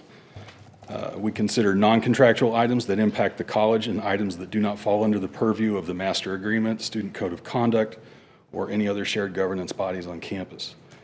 If there's no appropriate body to consider an issue, individuals may bring that issue to the attention of the College Council, usually through one of the individual members. Excuse me. Individuals that bring that, we'll review it then for next steps, including referring issues to appropriate shared governance bodies. Recent topics, we just had a meeting yesterday, and recent topics have included courses and copyrights, concerns from the counseling office, and overall communication concerns from the staff council. Courses and copyrights has been referred to the academic branch council. The counseling office concerns are being addressed with the appropriate administration, and the discussion around communication issues throughout the college was very robust and I think eye-opening in some ways yesterday. So that's where we stand at this moment. Well, thank you, Jason. That's the best explanation I've ever heard of the College Council since we have adopted this shared governance model. And if I think maybe for the rest of us too, to understand what it does. It was a very robust discussion yesterday, a follow-on to last month's discussion about communication concerns on campus and concerns that have been raised by through the staff council and others about how we govern. I think one of the frustrations that I noticed yesterday was not surprising. I think it's inherent in this system is the notion that is the tension between those who think shared governance is a decision-making participation versus those who understand shared governance as a communicative effort where we get things on the table, we have all the people around the table, and we make a recommendation to a decision-making body. And I know I'm in the latter category, and I know that's frustrating to folks who thought this process would be more where the College Council could make some change or decision as opposed to recommend it. And that's going to be a tension we continue to have. But it's a very broad cross-section of the campus. And lots of good perspectives and good discussion, including from the student, Andrew, who was there yesterday. Absolutely. Absolutely. Any questions for Trustee Musil and Mr. Arnett? Trustee Vitale. Are the notes for the meeting available to read or review? Yeah, through InfoHub. I don't think we have We access. don't get that. Yeah, we don't get, I don't know how I would, We can make it available. okay. Thank you. Any other questions? I might mention on that note, because we also have the tension between full transparency and robust discussion. So we had, you mentioned that yesterday, that some would like the meetings recorded or live streamed or whatever. I see Jeff Hoyer back there who's on from the staff council. And the decision has been made not to do that this is a body of representing the entire campus to get in and talk and not worry as much about how they say it or what they say as opposed to saying it frankly. Right. So Right. just I think we have that in a lot of areas of life, and this is just one of them where there's that dichotomy between trying to make sure everybody hears everything and yet everybody's willing to say something. Right. If I may, Trustee Musil, I think I agree with more of what you just said in both segments of your comments than you think I would. I certainly believe in a relative flat hierarchy with collegial decision-making process. But I think it's the teaching and management or leadership where there has to be a unity of command, like it all has to go up to one person. I do think that taking advice from a round table is a good way to have a philosopher, king, or monarch so that we're making informed decisions.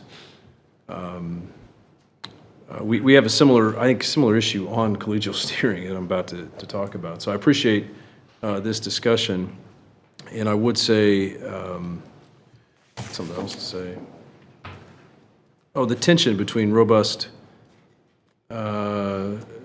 discussion and open meetings. Was that it? Is that how you framed it? Basically. You know, I've told multiple policymakers, it's not to say that the court system does everything perfectly, we don't, but I think that while we have open courts, not everything that is said in court is immediately publicly available. There certainly are transcripts that are available, and that's an access to justice issue as to, you know, to learn what's been said in courts. But I think the U.S. Supreme Court does it fairly well, where there's a recording and there's ultimately a transcript. But I think that policymakers and decision makers need to be free to learn, make decisions, educate themselves, and so that, I've probably done it here a time or 100. You know, grandstanding that's done in public meetings could be avoided if there just was a recording. So we could have an open transcript and people go find the comments that were made on a transcript. And I probably bored you with this before, but congratulations, you qualified again. So I think I agree with you that we need to have open discussions. And while some of us may do some things different, we still have to maintain trust and authority and leadership. So. Yeah, I might make a significant amount of the discussion maybe didn't center around, but was generated by the verb. Verb was definitely a part of it, The decision yes. to discontinue verb and the discussion with respect to whether or not there will be a replacement. So that wasn't the only topic of concern, but it was probably the biggest elephant in the room. Yeah, I would agree with that. Did you have any response or comment, or do you? No, I think everybody in both on staff council and college council both, I think everybody's getting very comfortable with each other and being able to speak openly and faithfully to themselves is important. And I think that we're really happy with that arrangement at this point. So, yeah, and we're looking forward to whatever we can recommend that would help things. So we want to make sure that we're doing our part. So, Well, thanks for serving on that committee. thank you. Appreciate it. Thank you, Mr. Renner. Unless there's any other questions. Seeing none, thank you. Thank you. The next item on our agenda is a report from the Audit Committee. We had a planning meeting of the Audit Committee last month. We will meet again on 12/12/22, and that too will be a planning committee, as I understand it. That'll be actual committee meeting. Okay, good. That's a full committee. I don't really have any report to offer at this time. We discussed things, Trustee Ingram and I, with, I'm blanking on Heather's name, Heather Callaway. Callaway. Yes. With Ms. Callaway and Dr. Bound that I believe are confidential. So I'll just say we had the meeting and move on from there. The next item on our agenda is a collegial steering meeting. We met last Wednesday before our special meeting here, in which we had a decent discussion, I think. And we went through this agenda. It was the debut of this agenda, and we went through it with faculty. I do believe in open discussions. I do, however, believe that the U.S. is advanced citizenship, so sometimes you have to show up to a meeting to know what's going on. I'm not sure it's possible or worth the staff time and trouble to have everything live streamed. Many of us got used to that during COVID, but these meetings are certainly public, and we invite you to attend. So in those meetings, we've had very honest discussions about enrollment and other issues, and I plan to continue doing that and welcoming their input and certainly taking their counsel while I serve as chair here. Trustee Ingram, do you have anything to add? Well, I think you mentioned that we reviewed the agenda, and so we were seeking input as to whether there would be any agenda items that they might be interested in having. So we'll continue that and continue that conversation. I can't wait to hear what Judy Corp thinks of that idea. So Okay, very I was good. trying to find some substance and format for that meeting, and she's sitting it there. you don't want Judy Corb's disapproval, okay? Laura left. The next item on our agenda is the report for the Committee of the Whole, and you can find that in your board packet. Page 1. Committee of the Whole meeting was held at 8:30 a.m. on Monday, October the 31st, 2022. Dr. Bound, myself, Trustee Ingram, Hamel, Don Rattan attended the meeting. Trustee Laura Smith Everett joined at 10 a.m. Trustee Costin was absent. Trustee Musel was representing us at the JCERT meeting. I will say, as an aside, that I took the liberty with Dr. Bound in consultation with Trustee Ingram and the other trustees of calling a special meeting last Wednesday to go through the verb again, really as a fallout or a result of the Committee of the Whole meeting on Halloween. And I felt it was necessary to have Trustee Musel there. Many of us have our own thoughts and ideas, despite what some stakeholders and commentators may think. But there's 7 of us for a reason, or 6 now. We build and learn from each other, and I would invite others to do the same. We reviewed audited financial statements for fiscal year ended June 30th, 2022. The college's external auditors from Rubin Brown LLP have completed the audits of the financial statements and major federal award programs for the fiscal year ended June 30th, 2022. Mr. Chester Moyer, an audit partner, and Corey Robinson, an audit manager from Rubin Brown LLP, presented the draft reports and required auditor communications.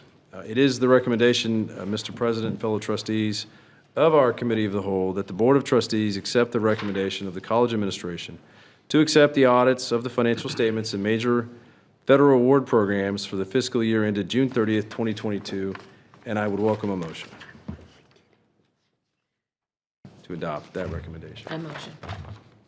I move that we adopt it. Is there a second?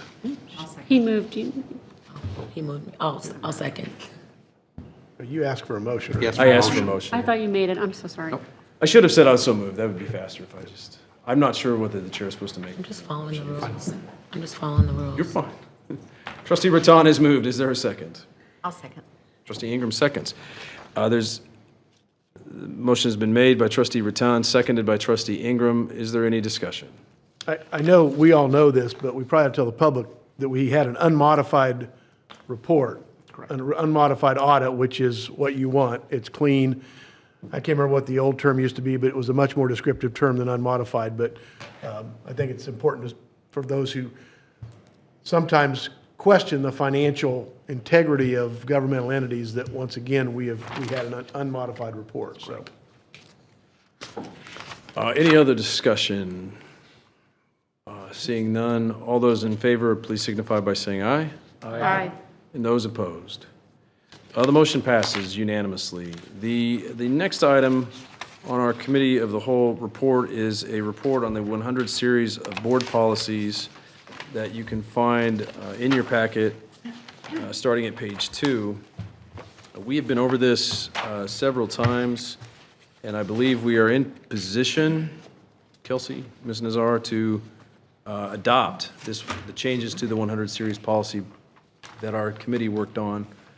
And so I'm going to ask for a motion to approve the 100 series policies.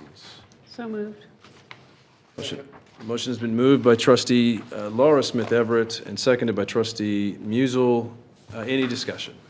I have a question. Trustee Rattan. When will we review these again? Is it every other year? I was just going to comment about, You can take them home with you. bring them in, marked up. I feel like they have gone home with me 4 times. I was going to comment on our behalf of the committee work we did. It was our intention that we are adopting these in their current form, which is taking into consideration the feedback that was given during the retreat. And so even though all of them will still need to be revised again, it is our recommendation that the board governance committee set up a timetable. Trustee Ingram worked on one, and we have one to recommend, in that each policy be worked on one at a time or in conjunction with some other things, so that it is spread out over the next year, and then from then it can be a 2-year or 3-year review cycle. That is one of the big missing pieces for us in the policies in general. We've never had regular review stipulated in a policy, and we would recommend that the Board Governance Committee do that. So just for clarification, we are just adopting in their current form, but it is not the intention that it would be their last form, if that makes sense. Thank you. It does, and I apologize, I misread this. There is actually a committee structure report here, if I may. Who made the motion? It's Trustee Smith Everett? Yes. Would you mind withdrawing the motion? Sure, I will withdraw the motion. And I'll ask for another here shortly. Okay.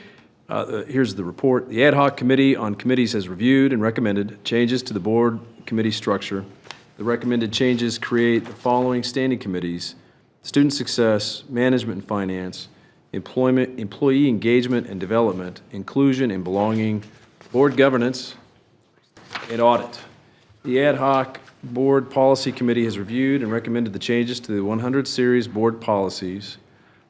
The recommended changes include the addition of applicability and purpose statements, a wonderful drafting effort, and formatting changes, clarification of board processes, changes to the board committee structure as recommended by the Ad hoc Board Committee on Committees, Board Committee on Committees, and the timing of the organization meeting, elaboration on trustee professional development, and the additional explanation of resolutions and censure.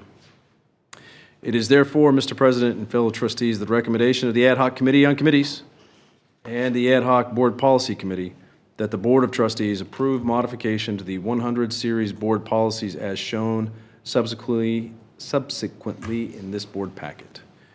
And I would now welcome a motion. So moved. Second. Motion has been made by Trustee Laura Smith Everett and seconded by Trustee Musil. We had earlier comments. Is there any other comments? I think Trustee Hamel. Yeah, I'd like to make one more comment on the resolution of censure policy 114.03. We talked a little bit, Laura mentioned some of the boards of community colleges across the country have gotten more controversial and there's been more issues. And in light of those things, I want to make sure that people really have an idea of focusing on communication, conversation, and not necessarily weaponize the censorship process. And I'm not saying that that's the intent of the people that worked on this by any means. But I am concerned that it could be used as such to try to silence people. And that's really one of my biggest concerns, that could happen. Again, there's different points of view, different backgrounds, and all those things are extremely valuable and important to hear those things. And depending on what the board makeup may be 1 year versus, another year, I just want to make sure everybody gets a chance to be heard no matter what. And I do know that the board is committed to that. Our chair does a great job of making sure everybody gets a chance to speak and hear those kind of points of view. But I think it's important to kind of go with academic freedom and freedom of speech, go hand in hand in lots of ways. And I just want to make sure nobody feels silenced from it, so. Thank you, Trustee Hamel. Do you have any other comments? That is it. Trustee Musil. I appreciate Trustee Hamel's comments, and Mark and I talked about this, and my answer, I guess, is simply that there's no more weaponizing of this as modified than there could have been on the earlier form. And the current, as modified, it puts much more structure around what this board can or cannot do if a trustee is perceived to have violated the code of ethics or the code of conduct. So I agree with Mark, and I think our code of conduct requires us to listen to everybody and to not stifle anybody, and that we ought to do that. But I guess if there's a 4-person majority on this board at some point that wants to weaponize whatever the code of conduct is, they can do it. I don't think we're going to have that problem, and I will fight against it to my last breath. I think this gives us more structure than we had before. The last time we had to use this, and there really wasn't any structure. So I think this makes it easier for the board, easier for the chair, and makes it clear what each of us owes to one another. I concur with you, Trustee Musil, and I'll just state I'm a big fan of the First Amendment, and I have a duty to uphold it in a couple jurisdictions. I understand your concerns. and agree with you that freedom of speech is important. I think you'll find that any board that would try to weaponize censure would be foolish and look foolish in the eyes of all of the communities that support us. And we're supported by the business community, the foundation community, the artistic, philanthropic community, a lot of different social communities that support us, in addition to the political community that most of us belong to. I would say that unless you resign, we're stuck with you. So that's just how the statutes and laws fall. We've censured one trustee since I've been here. Multiple trustees have been censured despite what anybody might have said about that. But it had been a while. I think it had been 20-some years since we had censored a trustee. So to say your fear is not groundless, and I think I raised it as an issue in a previous meeting. So I'm just trying to recognize and understand your comment and ask if there's any other comments on this particular recommendation. No, I appreciate it. Thank you. The motion has been moved and seconded. I'm going to call it for a vote and ask all those in favor, please signify by saying yes. Yes. Yes. And those opposed? No. The motion passes 5-1. The next item on our agenda is recommendation on on-call architectural services at page 25. We go there.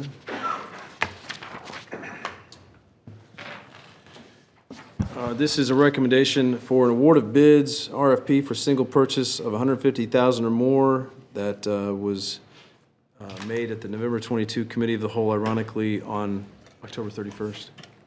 And it is the recommendation of the Committee of the Whole that the Board of Trustees accept the recommendation of the college administration to approve an additional $400,000 for on-call architectural services for a total fiscal year 22 amount of $700,000. And I believe I will so move. I'll second. Nobody wants it? I'll second. Motion has been moved and seconded by trustee Musel. Any discussion on this recommendation for on-call architectural services? Trustee Raton. Does this have any relation to our overall master plan? And if it does, is this number trending down as we near the completion of our master plan? Great question. So the last phase of our current facilities master plan is GEB first floor. We do have an architect for that. So these additional funds won't be used for that. But we do have other projects in the pipeline. So some of the things with that last facilities master plan will move people from the third floor down. We have to figure out what we want to do with the third floor. So we'll have to bring in an architect for that. But it's separate from this group. Yeah, it'll be a part of this $400,000. Oh, That'll be a part of how we use those funds. We're doing fashion for Mickey and WLB. We have to design that. We're looking at outdoor classrooms. We'll have to make investments there. So a lot of things we're doing at the college that will require architect, and that's why we're asking for the additional funds. Thank you. Any other questions or discussions on this point? Seeing none, all those in favor, please signify by saying aye. Aye. And those opposed? The motion passes 6-0. The next recommendation is another $150,000 purchase from the Committee of the Whole, where we reviewed a recommendation. It is a recommendation of the Committee of the Whole that the Board of Trustees accept the recommendation of the college administration to approve the proposal from Inceptia for student loan delinquency management and default prevention services program for a base year of $66,302.20 and a total estimated expenditure of $359,114.10, including the renewal options through 2027. And I would so move. I'll second. The motion has been moved by myself and seconded by trustee Ingram. Any discussion on this recommendation? Trustee Hamel. I just wanted to ask if this actually had to do with, before somebody takes a loan, if we're actually doing any counseling on what that may look like and how it may affect them in the future before or not. And would you like to address that, please? That is indeed what it is. Okay, I just wanted to make sure that's what it was. Process, yes. Thank you. Trustee Smith Everett. Similar to Trustee Hamill's question, I just wanted to say that I asked Dr. Bound to clarify that this was not a collection. We were not paying for any kind of collections program that would go after our students, but that instead we would counsel them out of needing to go that far and find out what it is that they needed to be able to either pay their bill or get some forgiveness, and that clarification is important for this vote. Absolutely. Any other questions, comments? Motion has been moved and seconded. All those in favor, please signify by saying yes. Yes. And those opposed? The motion passes 6-0. The next recommendation is another expenditure of $150,000 or more for Ath Power Consulting Corp. It was a thorough evaluation process was conducted, which included reviewing and ranking the written proposals according to the evaluation criteria defined within the RFP. At the conclusion of that evaluation process, it was determined that the proposal submitted by Ath Power Consulting Group met the best needs of the college. It is therefore the recommendation, Mr. President and fellow trustees of the Committee of the Whole, that the Board of Trustees accept the recommendation of the college administration to approve the proposal from Ath Power Consulting Corp. For an online employee engagement survey for a base year of $31,500 and a total estimated expenditure of $153,585.84, including the renewal options through 2027. So moved. Second. Motion has been moved by Trustee Musel and seconded by Trustee Smith Everett. Any discussion? Any discussion? Seeing none, all those in favor, please signify by saying aye. Aye. And those opposed? Motion passes 6-0. There's also some items from the Committee of the Whole in which we discussed strategic planning and community partnerships. And I think it should be noted we met in person at the Committee of the Whole for the first time ever. Correct. Trustee Bound cried that, President Bound cried that the Committee of the Whole is over, but we'll move on. Informational items were also discussed. No questions were raised regarding the informational items in the Committee of the Whole packet, and I'd invite you to read those, fellow trustees, because somebody's putting that in there that we had no questions about what was there. So they're just noting, so they're covered. So you're all aware. It's good lawyering.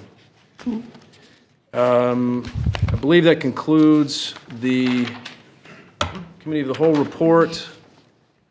And I would take volunteers to read the Committee of the Whole next month, if anybody wants that action. Draw sticks. Seeing none, we'll draw sticks. The next item on our agenda is the nominating committee, in which I believe I need to appoint a nominating committee. Is that right?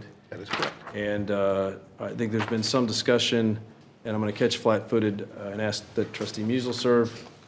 Yes, sir. Trustee Ingram and Trustee Rattan Yes, serve on the nominating committee. I will. And not Nancy? Did you say no? No, I didn't say no, but I Would you serve, please? Therefore, trustees, we have a nominating committee of Trustee Musel, Trustee Ingram, and Trustee Rattan, and I would so move that it be adopted so that they can meet What do we do? and make a recommendation for our board officers and liaisons and committee assignments as we return to the old structure County charter. that's been laid out, and I'd welcome a second. I second. Motion has been moved by myself and seconded by Trustee Smith Everett. Any discussion on the nominating committee? Yes, sir. From a timing standpoint, in order to meet the board packet for publication, Caitlin and I have discussed that we would ask that that be submitted by December 5th in order to meet, because the board meeting is the 15th. I think that's doable. It's not like we're planning out the House committee structure. I think we need all members of the board to think about, under the new committee structure, where they would like to participate in our liaison positions, where you might want to participate for foundation, JCERT, KCCT. College Council, KCCT. So think about that, because if we do it as we did in the past, we'll split it up and call you and say, what would you like to do? Where do you feel you can best serve? So be thinking about that. And I'm gonna defer to Trustee Ingram as the chair of that nominating committee, since she's vice chair of the board. Sure. Or not. Happy to. I was going by seniority. I did not mean to usurp or offend. I apologize. Can I ask a follow-up Trustee question Smith. about the committee? So once we determine officers, when will we have working agendas, or when will we have proposed agendas, I guess? And is that before we officially break into those committees? Will that be like through committee of the whole, or? From a staff standpoint, we'll give you a starting point for discussion about what that might be, but I would anticipate that in the first meetings of the committees, that's where you would really attempt to solidify what that working agenda would be. Okay, I was just checking that was jiving with my thinking, but I wasn't sure if that's. And I will identify for each of the committees, one or two staff members to serve as the staff members associated with those committees. And I'll have that finalized by, before we meet for our next committee of the whole meeting. And the timing of those committees? Yeah. Well, I just meant, Yeah. you will share that will be solidified as to what time during the day they're going to meet. Well, I can address it. Go ahead. Go ahead, please. No, I thought we had resolved this in terms of I just want to how make sure often they'll everybody meet knows. each month or quarterly. Yeah, it's in this package. Yes. PowerPoint? I guess I'm caught off guard by the Nope. question. If, I don't remember seeing Jason, can I ask you to bring up the PowerPoint slide for in here. just kind of a quick summary? Yeah. I overlooked Yeah, it. it's in your materials at the station, but we also have it for the viewing audience. It's the one on It's right here. committees, Oh, I didn't see that. committee and policy. Yep. All right, I'm going to go through this very quickly because we didn't need to spend. So you've just approved the committees. As we've talked about in the past, and this may not be the right timing, we'll work it out. But we believe that, on an ongoing basis, the Student Success and Management and Finance Committees will have enough content that if they don't meet every month, it'll be just about every month. From an employee engagement and development, that would be at least 6, if not 8 times a year. I think that's fairly consistent with what HR met in the past. And then audit has historically met on a quarterly basis. And the question would be, would board governance and inclusion belonging also fit in a quarterly structure? That's a starting point for consideration. We did identify, though, that we would want to, taking your lead, a committee day, if you will, and in working with procurement and in working with, from an AV standpoint and trying to look at how do we best do that in consultation with chair, and if I remember correctly, chair and vice chair, we'd recommend that it'd be the first Wednesday of each month. That aligns pretty closely to what we've done in the past, other than they were the first Wednesday or the first Thursday or the first Tuesday and so forth. Taking your lead of one committee meeting after another. What I recall from your conversations is that the committees would meet, all trustees would be invited to attend if they choose to. They would be conducted in person, but you would have, like we did with the most recent committee of the whole meeting, where you could Zoom in if you were unable to, but certainly the preference is for you to be in person. And then we're working through right now, just from a noticing standpoint, of what's the best way to notice that. It's one thing we could say, management and finance is from 8:30 until 10, and student success is from 10 until 11:30 and so forth. Well, on one hand, that creates some nice structure, and we could notice as individual committee meetings, or we could notice as a series of committees that start at this point. We're having to work through how do we best notice that up, and so we'll have more clarity for you that as we move forward. And I thank you for raising the issue, Mr. Timon. We talked about it in our meeting last week. And I think, like in litigation, we often will notice something up, and if it's a general hearing time, you know, at 9:30 or soon thereafter. So I don't know why we couldn't just notice up meetings at the conclusion of X meeting or Y meeting. Because of the Kansas Open Meetings Act statutory requirements that don't give us that latitude, probably. Okay, where's that rule that prohibits it? The meeting has to be noticed at a specific time in a specific place so that the public can attend at that time, I think. I'm looking at Kelsey, I don't want to. Yeah, I mean, we're still analyzing that issue, but I mean, as to the comparison with the court hearings, as you know, the Kansas Open Meetings Act doesn't necessarily apply to those, but it is a statutorily driven issue. I think it was my idea, and Greg didn't like it. I love it. I think some of those things are overly bureaucratized. Right, I can understand and appreciate they need a specific time, maybe. So I think in your proposed board policy revisions and committee structure, thank you, Trustee Ingram, again for raising this issue. We adopted the 100 series board policies. As a result of adopting those policies springs the new committee structure. If President Bound and Kelsey can correct me if I'm trying to logically lay this out. So then we have our proposed committees that we just approved for audit, board governance, employee engagement, development, inclusion and belonging, management and finance, and student success. The frequency Dr. Bound just mentioned is there, slide 5 on page 3. And then we'll have a committee day that I wasn't too keen on in the beginning, but now I think I'm quite fond of. And then I don't know that we've expressly said this, but there will be certain trustees on each committee. Each trustee is welcome to be present, but I think we should set maybe perhaps some ground rules or maybe even changes to the bylaws where we need to have some structure and order so that we don't have Lee Cross showing up asking rogue questions while it's not his committee. I mean, there's got to be structure and order so that maybe I sit at the dais, maybe I sit in the gallery, but that the 3 trustees or 2 trustees whose committee it is can maintain order and move through the material and not waste staff time and effort. Maybe we could do that as a matter of custom. I don't always believe government's the solution. So if we could conduct ourselves that way, I just wanted to lay that out for the new trustees, that we can go to every committee meeting, but we need to adhere to which committee we're actually on.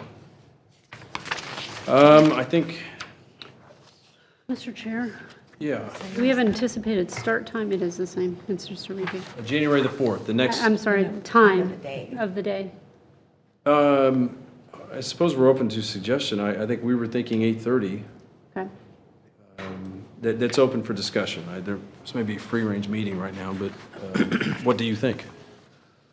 I guess I already have a conflict with January 4th. That's the first day back, so that's a problem for me, but that's a single problem. I guess I just wanted to know, calendars are booking up already in January, so are we talking 8:30 to 4? Are we talking 8 to 3? Are we talking 10 to 2? I don't know. I'm not king of the Johnson County Community College. What? I thought. We're discussing that right now. What do you want to do? I've I never done this. We've Yeah. never I know, done this. yeah. I do feel like meetings shouldn't be over an hour. You kind of were doing an hour and a half time frame. Hour. But again, I've never done the committees, but I thought it'd be like an hour goal to keep them to an hour. I think the only one that was ever maybe longer, specific, might have been management. But we can fill up committee time. Yes, you can. Yes, you The could. trustees can fill that up themselves with sometimes not completely relevant stuff. But you've got 2 that are going to be monthly. So that's at least 2 hours of time. And then if the others are 6 to 8 and 4, you might only have you might have 3 committee meetings a month. So my preference would be to start at 8 rather than 8:30. I say nay. I agree. I second that nay. I'm okay with 8. No, I'll be up at 4:30 in the morning. I had 2 If kids. you did all right? 8:30 to noon, you could get 3 committee meetings in then. And you'd have a little more than an hour, you'd have a break between meetings. If we started at 8, that's what you're saying? Yeah, 8:30, even 8:30. I won't fight about 8:30, I'd rather start at 8. But I think the way you schedule these, you're probably going to have 3 committee meetings every month, 3 to 4. 3 to 4. I was going to say, some months it'll be 4 because of the way it Well, all. audit is, I mean, yeah, I guess It's 3 to 4. It could be 4. could be 4. Yeah, audit will be a different day. That's my understanding. Oh, that's true. I would probably do audit on that day, just because. Everybody's there. How about, I think, do I hear you saying that trying to contain the time reasonably, allow for the work, but not over schedule, so that we don't fill all available time? And also, I hear starting at 8:30 in the morning, is that? Yes, please. I agree. Okay, so let us come back to you at committee of the whole, our last committee of the whole meeting, that I shall not shed a tear over. And we'll come back to you with a more formal recommendation in terms of timing. Okay. But we're giving you the dates now, so you can put them on your calendars. Thank you for that. Mr. Chair. It wasn't totally fumbled. Yes. The question I have, and it's won't work very well with Laura being absent on the 4th, when the first day of school back, but the first day we do this, we probably need every committee to meet so we can kind of get some structure around them, don't we? Yeah. And so I would suggest we might try to find a different date. You know how doodle polls work, everybody responds immediately except me. But find a date where we could all be there, talk about each committee, and maybe that first meeting is as much structural discussion about each committee as it is committee action. If there are things we have to do like procurement, we should take care of those in the management committee, We but, could do that first, top of the right. day, so that, yeah. I mean, I don't think it's a good look now to delay employee engagement committee structure to February. Let me ask this. Does January 3rd work for this group? No, It's our Yes. first day back. it does but not we- for me. That's our first day back here? Yes. I would say it would work better for me, but I can Let plug let in. us come back to you with a recommendation very We quickly. need a date Yes. for people. For January. Thursday. What about Thursdays Yeah. work? 5th or the 6th. Mark, does that work? Sorry, I'm doing an What's all-day that? presentation. Let me look. yes, Right, but the 5th or 6th would be Thursday or Friday. 5th works for me.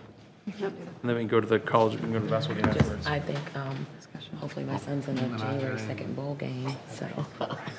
So I'll be at the bowl game. Thank you. Maybe they'll play Kansas. 1:15 to I 2. just want them to play somewhere warm. Where are we going? Coffee? There's one in Boston. Is that the one in Boston? We can't do the 5th. Come back to us, would you? Do better. We will do better. I'm blaming you. I understand. If everything goes right, Feel the it's shame. my, Did we, I mean, to be fair, did we do an I'm original kidding. doodle poll on when we were available in general of day of the week?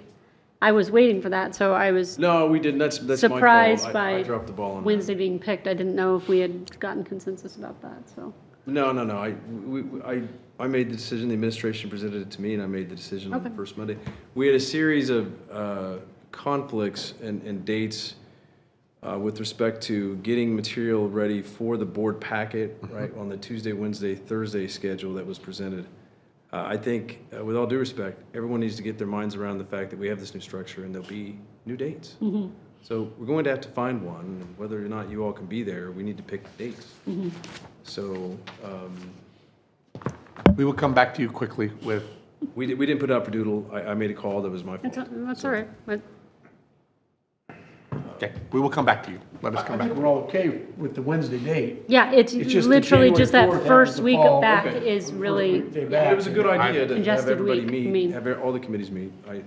and I totally agree with that, Trustee Musil. I think that first one, we work out each of the, at least, at the very least, the working agendas of what these committees plan to do and how they plan to proceed. Because each person's going to be a chair too, and that can be different on how they're each run, right? When you've got that many committees with that many chairs. We will come back to you. And it's my fault. I was kidding you, just so you know. We're good. Okay, so next, Committee of the Whole, we'll discuss the timing and the dates for those. Trustee Rattan. Just one more thing I wanted to talk about, Mr. Chairperson. We had talked about this. I had talked about this with President Bound. Is I think that saying inclusion and belonging is 4 times a year and quarterly is the long-term vision. I think as we're trying to flesh out that role and make sure it's successful, I think initially for startup we need to meet more frequently, and that the quarterly is a couple years out. What were you thinking? How often? Monthly? More frequently. And maybe that committee on their first day can figure that out. But I do think that more frequently than quarterly as we're trying to start up this role and make sure it's successful. Agreed. I have no objection to that. Thank you for your input. Lifetime member of the NAACP, I'm all for the Inclusion and Belonging Committee meeting more often.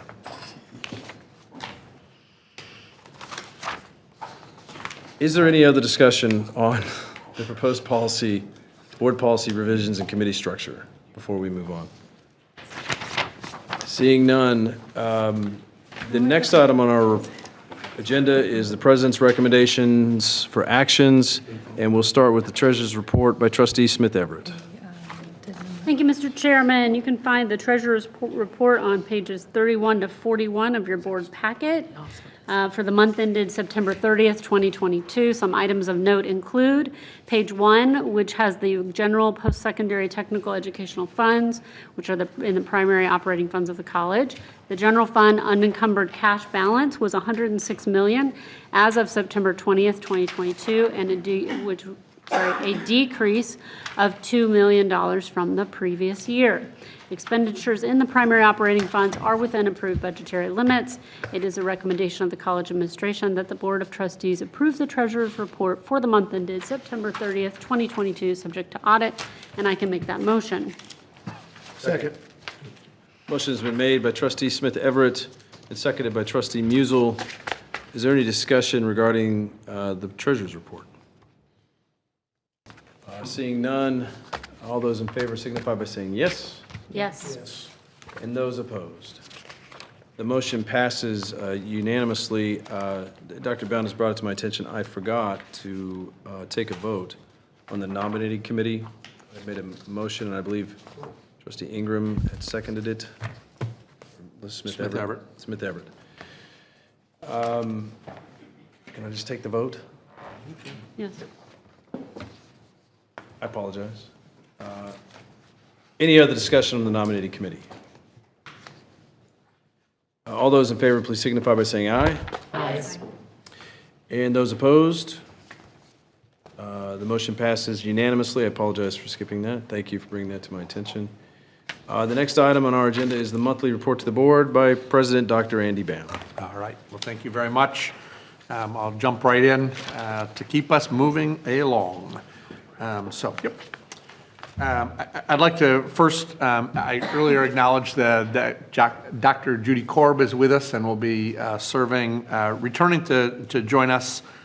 She brings many years, more than 2, of experience here with us, and I'm excited about the leadership that she will continue to provide. I want to also reiterate that Pam Vassar will continue to serve an important role, an important leadership role in the transition with her joining us and us moving forward, and anticipating that there will be a new Dean for Enrollment Services, so collectively being an important part of the team. Currently, athletics reports to her, and she will continue to have oversight of athletics as we move forward. I also announced to the campus today that Dr. Mickey McLeod, upon completion of the search process, so we're taking time to do it very deliberately, of the lead student success position, that he will assume responsibility for leading both academic affairs as well as the student success branches. And as has been the plan all along, joining that leadership team is the institutional effectiveness research and planning team that John Clayton leads. And so that leadership team collectively will really focus in on how do we build alignment across the college to best serve students as we move forward. So I am pleased that Dr. McLeod has said yes, and I'm very confident in his ability to lead us moving forward. So with that, let me jump in. Obviously, you got to meet Yassine. I'm always excited to bring you students each and every month. Going to jump right in right away. We've already talked about some Enchanted Evening.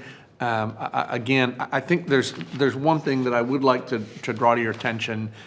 In the picture, you see Marshawn Butler, who's the chair of the foundation board, as well as Tracy and Tom Olchin, who were the co-chairs, and Steve Wilkinson, who is our 2022 Johnson County of the Year.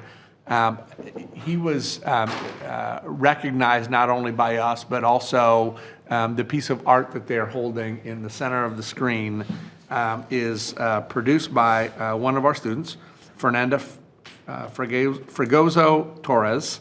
It's an 18 by 22 acrylic and canvas piece that is a unique creation of one of our students. And similarly, to recognize Clay Blair, last year is the 2021 Johnson County of the Year. Similarly, an art piece created by a student, Thomas Murdoch, was also presented. We think that's something that's unique, and I love it that our team came up with the idea of let's do something that is, certainly we can do plaques and lots of beautiful things, but to have it be a creation of one of our students, I think is particularly meaningful. A great evening, and I too want to say thank you for your involvement and support of the event and the work of the foundation, certainly our foundation board, and the Some Enchanted Evening Committee, and our fantastic foundation team did just an amazing job, as you were fortunate to experience. And I was fortunate enough, along with Ruth, to experience for the first time, Some Enchanted Evening actually is a real thing.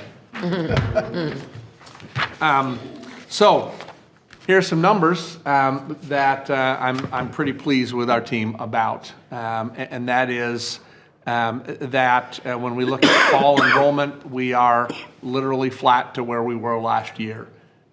That's on head count, and we're up 0.1% is still up. It doesn't have a negative sign in front of it. And so I think, there are a number of factors that this is reflected of. And I want to draw your attention to the fact that we're up about 10.7, so just short of 11% in College Now students, concurrently enrolled students. And then what I really want to draw our attention to and express my deep gratitude to our team, not only with College Now students, but specifically around the reduction of the number of students who have dropped or withdrawn from classes. That number was decreased by 16.5%. You have heard me say repeatedly, and our faculty and staff have heard me say repeatedly, our focus needs to be not only on attracting students to the college, have students return to the college, but most importantly, that we keep the students who come here and we help them be successful. And so, faculty, staff, thank you very much for the work that you've done. 16.5% is a significant move in the reduction of dropped or withdrawn classes. So thank you very much for that work. Very pleased. To give a little bit of context kind of on the national scene, and this is using fall data from the National Student Clearinghouse as a reflection of where they were at the end of September. If you look at this data, overall, enrollment has declined, undergraduate enrollment declined about 1.1%. Community college student enrollment declined about 0.4%, and where we, as I said earlier, were flat. Nationally, the change is significantly related to concurrent enrollment. Nationally, the number's about 11.5%. Nationally, we've seen decline, as we've talked about here, declines in female students. Nationally, that number's about 2%. For us, it's 0.7%. If we look at first-time enrollment in community colleges, increased by 0.9%. For us, that was 1.3%. And if we look at traditional age 18 to 20-year-olds, nationally increased by 1.4%.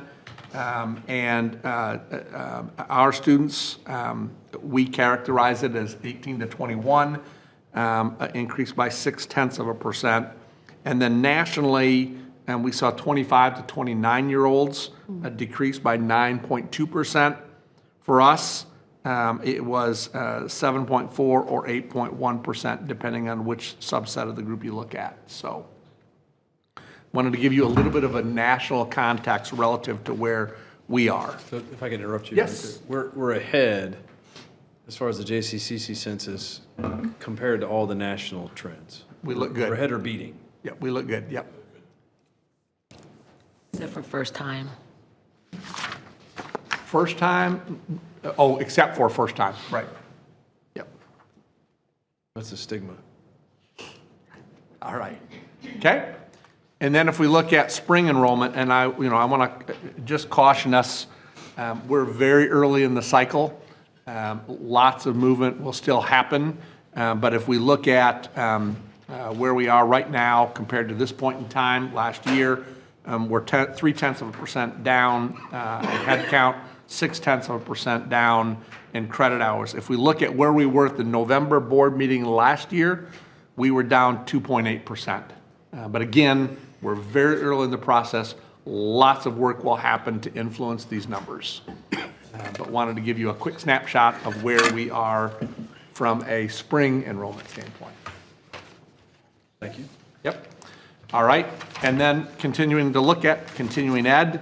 Again, the numbers continue to trend positively. Fall enrollment is about 4,246 students, which is up 134% of where we were in 20, 111% of 21, and we are 74% of goal right now to the overall goal, but trending upward from where we were over the last 2 years. Okay, so that's the enrollment information. And then the last thing I want to say in my report tonight is very well done and thank you. We started a year ago in a process of asking to be reaffirmed as a league board member college. We started with a written report that was submitted in mid-December. The board took action in the spring and moved us forward through the reaffirmation process, you may recall, as well as many of our faculty and staff around campus contributed to the reaffirmation presentations, this virtual site visit that happened in April of last year, and then this past month at the October board meeting, we were officially reaffirmed as a league board member college. I serve on the board, the presidents do in each of those cases, and Dr. Mickey McLeod serves as our league representative. Also at that meeting that was affirmed was Monroe Community College in Rochester, New York, another great community college. And so that concludes my report, if I could say, as we approach this season of, and we're in this season of giving thanks, I want to say thank you to you as trustees for your service to this college, to our students, and to the community, and to our faculty and staff Thank you for all you do each and every day to serve our students, those in the room, and those who are in classrooms and in offices across the college. Thank you so much. Thank you to our community for supporting this college, and thank you to our students for choosing to make JCCC their college. So that concludes my report. Happy to answer any questions. Thank you, Mr. President. Any questions? I know Trustee Ingram has already tapped me, then Trustee Raton. Trustee Ingram. Thank you, Mr. Chair. Has this been shared with the community, JCC community? We're doing a video next week, and one of the things in that video is that exact point. Okay. Yep. Can you make sure and thank them on our behalf? Oh, as well? absolutely. I absolutely will Okay. do that. I just think that's Yep. really important to do, so thank you very much. I hope that's all right. Trustee Raton. Oh, it worked. Mr. Chair. I oppose. I'm just curious to know how our hours and enrollment is stacking up versus pre-pandemic, pre-COVID, like 2019. For curiosity, do you have any of that data? I don't have it right directly in front of me. Yeah, I don't have my fingertips right now.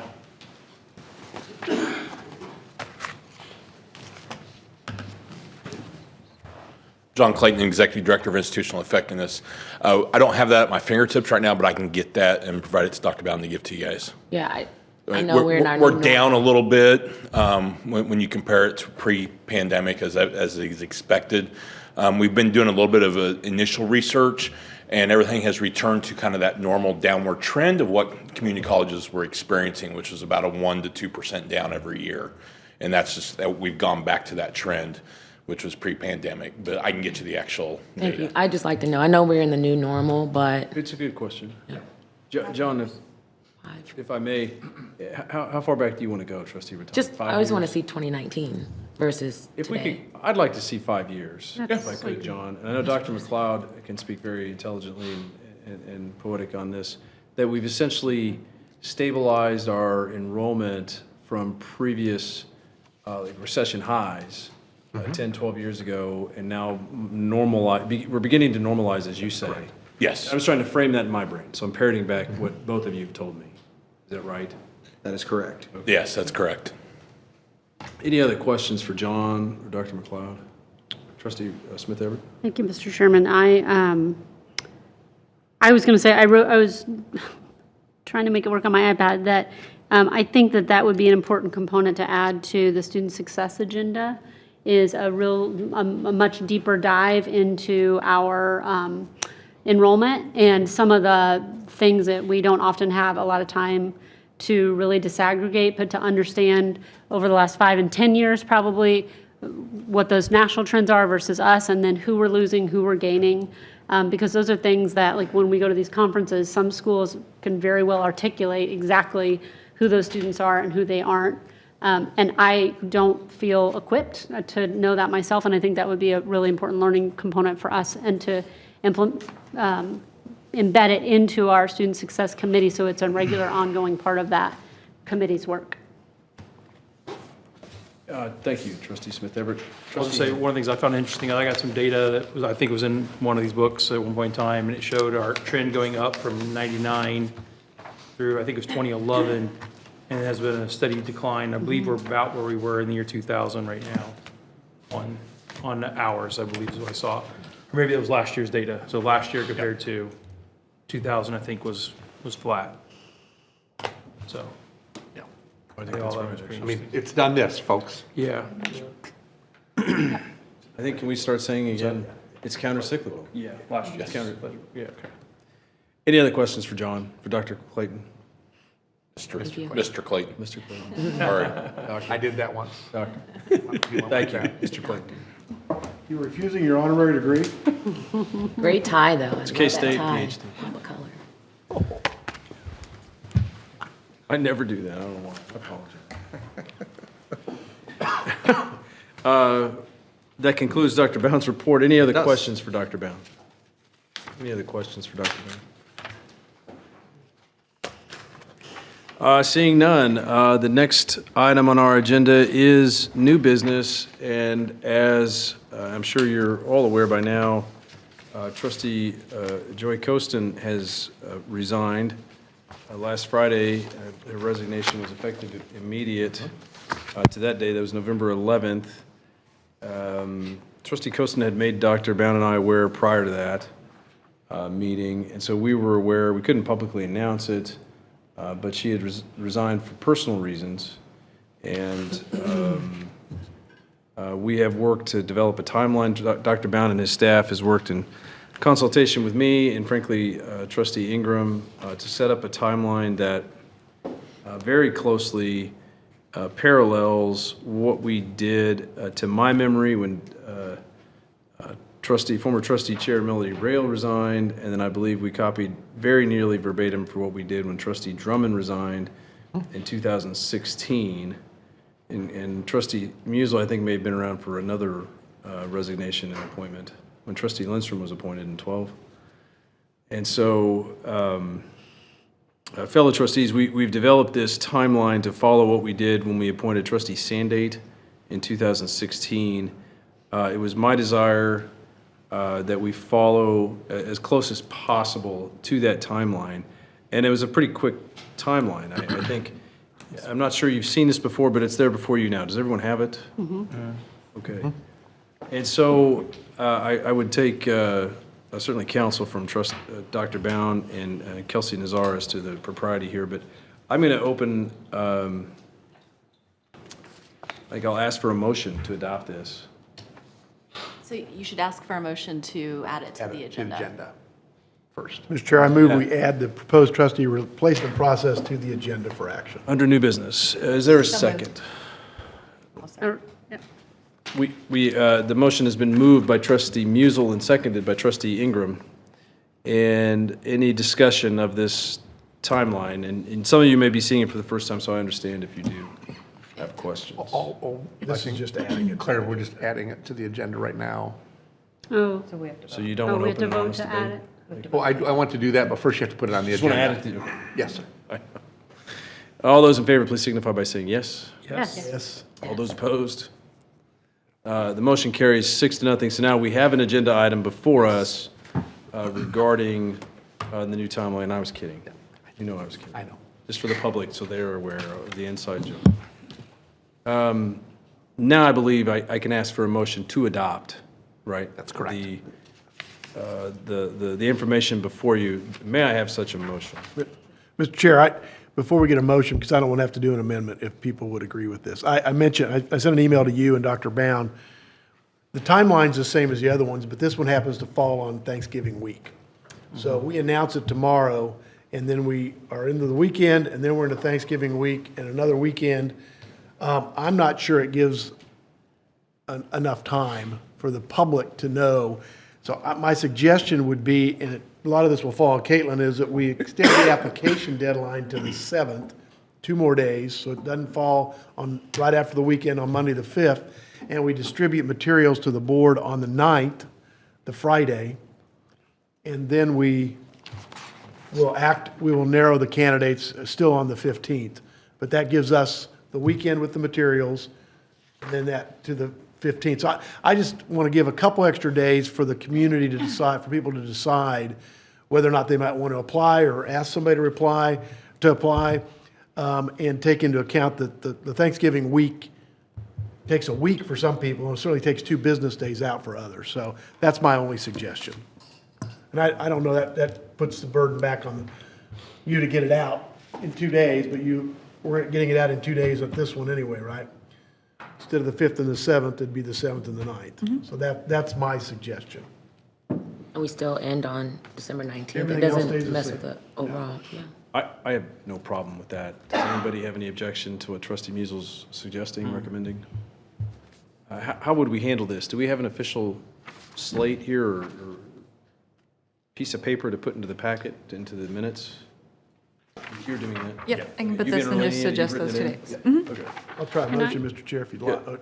Yes, ma'am. So can I just ask a couple clarifying questions?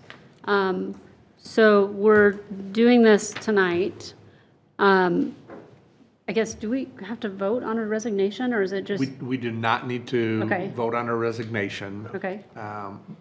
But my encouragement to you would be to You have a motion now, well, you may have a motion here in front of Yeah. you in just a moment, adopting a process/timeline, then that would codify that, and that's what we would operate against. If I may, Yes. I think you're asking, do we need to accept her resignation? Yes, in order to do this first, or do this I'm second. open to discussing it. We had discussed it. I think Dr. Bound and I'm not sure I talked to Kelsey, but we had discussed internally about whether or not we needed to do that. I know Dr. Bound and Kelsey discussed it. We can't compel her to serve, you know. there- Right, there's that's why I insurance. was like, how does that work? I mean, but did we as a board need to accept, I don't know. I just, that was my question Well, before. it was the recommendation made to me by Ms. Nazar and Dr. Bound that we didn't need to do that. Okay. I agreed. So I'm certainly open to discussing it. If you feel it's better or necessary that we accept her resignation, if we don't approve it, like, she's Yeah, still resigned. true, very true, yep. So that's kind of where we defaulted, thinking it through. And I approve that, and I'm just telling you, Dr. Bound and I made that executive call, and I was very involved in the whole process, since it is one of us, to outline this and then to present it to you. And so as a CEO or a president presents something to us, we always have the freedom to audible out of it or to call a new play in new business or old business or whatever we want to do. But we did want to outline something to present to you and to have a path forward. And I have no problem with Trustee Musil's, it wouldn't be an amendment yet, right? It's a suggested edit. Revision. You know, I just realized the other thing I sent you about was The 19th. the 19th. I am scheduled to land at KCI at 4:20. If that works for everybody else, I may have to try to schedule a different airline flight, but I'm out of town that weekend, so. Well, what do you want to do? Do you not want to do the 19th, or do you want to do it later? I think we talked about 4. I can do Fine. we can do it later, or I can do the 20th. I don't want to screw everybody else up because of my travel plans, but. No, we accommodate people here. It's inclusion and We belonging. can move it an hour later. Yeah, I'd rather go later Yes. anyways. This is the first day of Hanukkah. Clock. Is it? 6:30. That's my fault. What did you say? It's It's the first day of Hanukkah, Oh, the 19th? on December 19th? No, we shouldn't. Well, then you can't go further in, can you? No, I don't think so. I mean, you know what I'm saying? I mean, if it's the first day of Hanukkah. If only Joy was here, she could. You Yeah. couldn't go further out. Correct, because then it would be Hanukkah. What? Yeah. So confused. So So we just had to do it before sundown. Oh, 2021 or 22 work for folks? Nope. I'm out of town. Okay. 20th, you're out of town? Yes, and could it's, kick it I to think the- it's too close to the to to the committee day. holidays. 19th is fine with me, but I may just have to try to find an earlier flight back, so. No. I mean, I'm not asking you to do that. You'll be out the 18th, won't you? that's a Sunday. You're saying we can't do it later in the day on the 19th because of Hanukkah, is that what you're saying? No, I was teasing. I Okay. think if we don't have anyone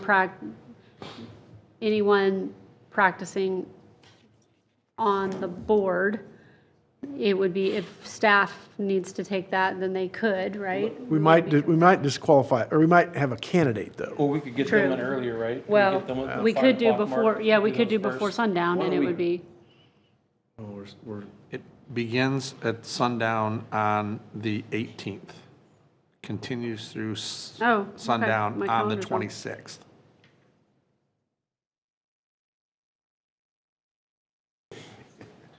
but, I didn't yeah, realize to it was interview Hanukkah. I apologize. candidates, yeah. It is not typically a holiday where people are unable to work. Yeah, The first night, the Sunday night, would Is the- most likely be it. I mean, there may be conflicts, but during a work day or just a little shortly after, it's not unheard of that one would Yeah. have commitments during that time. Okay. Are you sure? It's not a high holy day, so it's different than Yom Kippur and Rosh Hashanah. It is, but I would certainly pardon my offer the ignorance, flexibility if you had someone with a conflict, that would be a legitimate conflict. yeah. What if we kicked it to 6 o'clock? Yeah. Because I know what it's like getting out of KCI, and at 4:20, Which airline is it, may I ask? I think it's Southwest. Well, I mean, it's possible you're not here Right. that day with snow and weather. But would 6 o'clock work? I certainly want you here for that, is what I'm saying. 6 o'clock would certainly give me more of an opportunity. That way you're not just dead rushed out of there, and you can, is that all right? It is, however, It's your facility. if we are wanting to honor a holiday that begins at sundown, The day before. Begins at sundown, but again, It's not, yeah, I see what you're saying. I was thinking it was the first one, and that one is the more, the 18th is the the first night. the first night, which is the more celebratory, and that was my concern. So if it's not the 19th, Would it be better We if could- we kicked it to January? I do not want to speak to that. could we Not fair enough. prioritize anyone who needs that accommodation Yeah. first, and then all others after that, just so that person or people? I don't understand what you just said. If we have a candidate who is practicing and needs to make that accommodation, we just put them earlier. We put them as the first candidates to interview, right? Yeah. that's correct. And then that way they're, because it's not a high holy day, so even if it's past sundown, it's okay, I think. Again, I was thinking it was the first one, which is really the only part of Hanukkah that I really know, so I am really Same-day holiday. speaking from, Yeah. yeah. But if every night, I mean, I don't know, I was just trying to find a compromise there. Yeah, and we certainly wouldn't do it on the 25th, so I'm just trying to be Right. sensitive to Absolutely. the realities of our colleagues. Is there a reason that we need to do it before the Christmas break? Fair question, just ask it. Yes, but none I'm willing to discuss in public, so Okay, there was a strategic decision made. okay. It was a fair Nevertheless- question based upon the fact that we're getting into the Jewish Yeah, holiday. there's lots of stuff I'd like to say, but I'm not going to. As goofy as I am, I think after the first of the year would be better to go forward, whether it's on the 4th or some other time. That would be my preference. Thank you for pointing that out. I didn't realize that. We had some discussion about trying to align it to committee Committee day. day. Which means we need to land committee day. If we're going to try and do that, or we just say, this is when we're going to do it on the 4th, and it doesn't align to committee day, and so be it. We need I'd rather breakfast, keep it lunch, on and the dinner. 19th and make it later. And then, can he pipe in virtually? My recommendation would be that we're present, physically present. We'll interview I- candidates, right? Yep.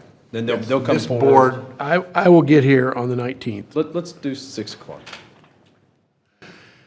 I'm looking at the Jewish Community Relations Bureau calendar, and in that calendar, Hanukkah is listed as a festival that does not require missing work or school. Okay, It's an 8-day festival, so I would suggest that if someone has a conflict on a specific night, because that's their night of celebration with their family, you offer them another evening, but I think you don't need to eliminate that entirely.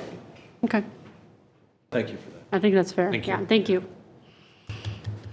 We just did inclusion and belonging. We sure did. I was just thinking that, we can do all it. right, so what time are we saying on the 19th then? I would suggest 6 o'clock.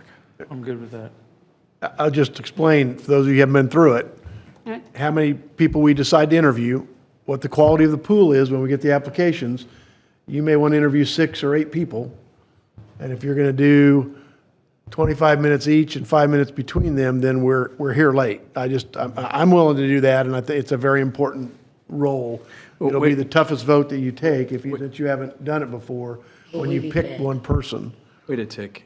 December 15th, we narrow slate of applicants for interviews. Yes. I see what you're saying. So we may pick 6 to 8. I mean, last time, how many did we pick? 5. Was it 5? I don't know. It's like a So we- tournament. We're going to narrow the pool. But that's 2.5 hours of interviews. Yeah. And then you have the vote, the discussion of the votes. It's fi- So it makes a later evening than, I got a concern. So if we pick them on the 15th that night, And then we have the 16th, we have the Friday to call people and schedule an interview for the following Monday. Is that really feasible to get people scheduled that time? So what we would say to all applicants is, this is the timeline we're following. Okay. So, Be ready. be ready. Okay, fair Whether, enough. you Fair may enough. make it or you may not make it, so. Because this will be the public, this will be public. This will be facing. publicly, this will be part of a You're notice. clearly aware of So, it. Okay. I think, I just want to caution us when we think about, how are we going to accommodate this and how are we going to accommodate that? It gets complicated, and I would love to move this forward as fast as we possibly can. But if we're going to find ourselves having to accommodate this and having to accommodate that, do we need to move it to a time? Yeah, I just would prefer all trustees are present. It's kind of the Absolutely. thing. It's not I agree. picking a president, but selfishly, it's not altruism. I don't want to listen to someone complain that they weren't here or didn't have a chance to review and interview and pick, I agree. because that might happen. So I agree. it's not altruism. I'm trying to avoid political fighting.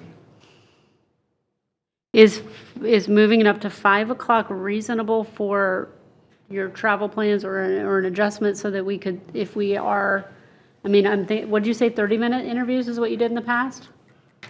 Or 20 minutes. 20-minute interviews? But you have 5 minutes in between usually Yeah. or so. So if you can guarantee me in the United States airline industry today No, I that then my cannot. plane will land on time, Let's kick it to January. Let's kick it to January. I understand Not why you. you want it as quickly as possible, and I do It's too, us. but I don't think we have to do that. I'm not. It's more important that we do it right Yeah. than do it fast. I think if we identify the candidates, the applicants, you narrow the pool down on the 15th, and we have to wait until January to interview the candidates, so you can make a decision that works well for this board and works well for candidates. That's a good thing for us as a college. So can we then recommend that this timeline be approved with the adjustments of December 7th for application deadline, December 9th for distribution to board members, and then take out the actual date of December 19th and just say a special board meeting will be held without a date? Does it have to be, I'm thinking if I'm a candidate and I need to know, We need to set the date. we need to set a date, or we need to be clear when it, within a framework of when it would be. So let me, we said that during the day, on the Yeah. 4th, on the 4th of January is a bad day from a committee standpoint, at least for some. Is late in the day doable for the selection of, interviewing and selection of a trustee? Yes. One thing I would be concerned, if we did committees all day and we're going to do every single committee in one day and do the interviews, I think that's too much for one day. I didn't hear that you necessarily can do the committees on the 4th, but I'm, I really can't. I'm in that sorry. evening? That's what I I've just, signed that's up what I for need to know. professional obligations that I will be accountable for all day, so it's just, I can do after 4, but Pardon, after when? after 3:30. On the 4th? That's what I was, that's what I was we could do trying to the say. interviews that If we night. could do that. That, yes, absolutely, yes, that's doable. And I might be out of town. I'm not sure yet. I won't know what bowl game my son is in until December. But if he's in a January 2nd one, I'll make every effort to get back by then. Fly back on the 3rd. What's a January bowl? Oh, sorry. I went to KU.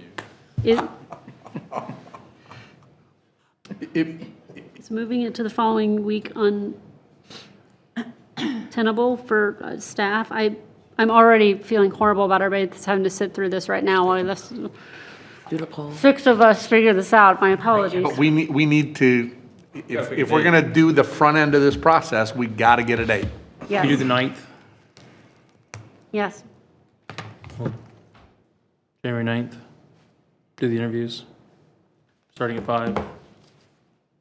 Yes, I second that. Okay. I can do it. Yep. Can, Yes. Hold on. Ms. Ingram? I think I can. The 9th? Is it December, it's 2023? January. Go to January. Yeah. Yeah, I'm available. Well, just for grins and giggles, could we do the 9th for committee day? Now you go and mess it up. We were doing so well so for a minute. I will say this, from an AV standpoint, Mondays are a bad day. Oh, that's right. We're short-staffed on that day. Do we want to do it the 11th for that week only? Yes. You're talking committees? Committee on the 11th. Trustee Well, let's- Hamel for the, But let's, for the I think we win need to tonight. stay on this interview and can we then go finish back to this one, committees. please? Yeah, I don't want to Please. muddy the waters. Yes, Monday, January 9th for the special board meeting of interviewing candidates.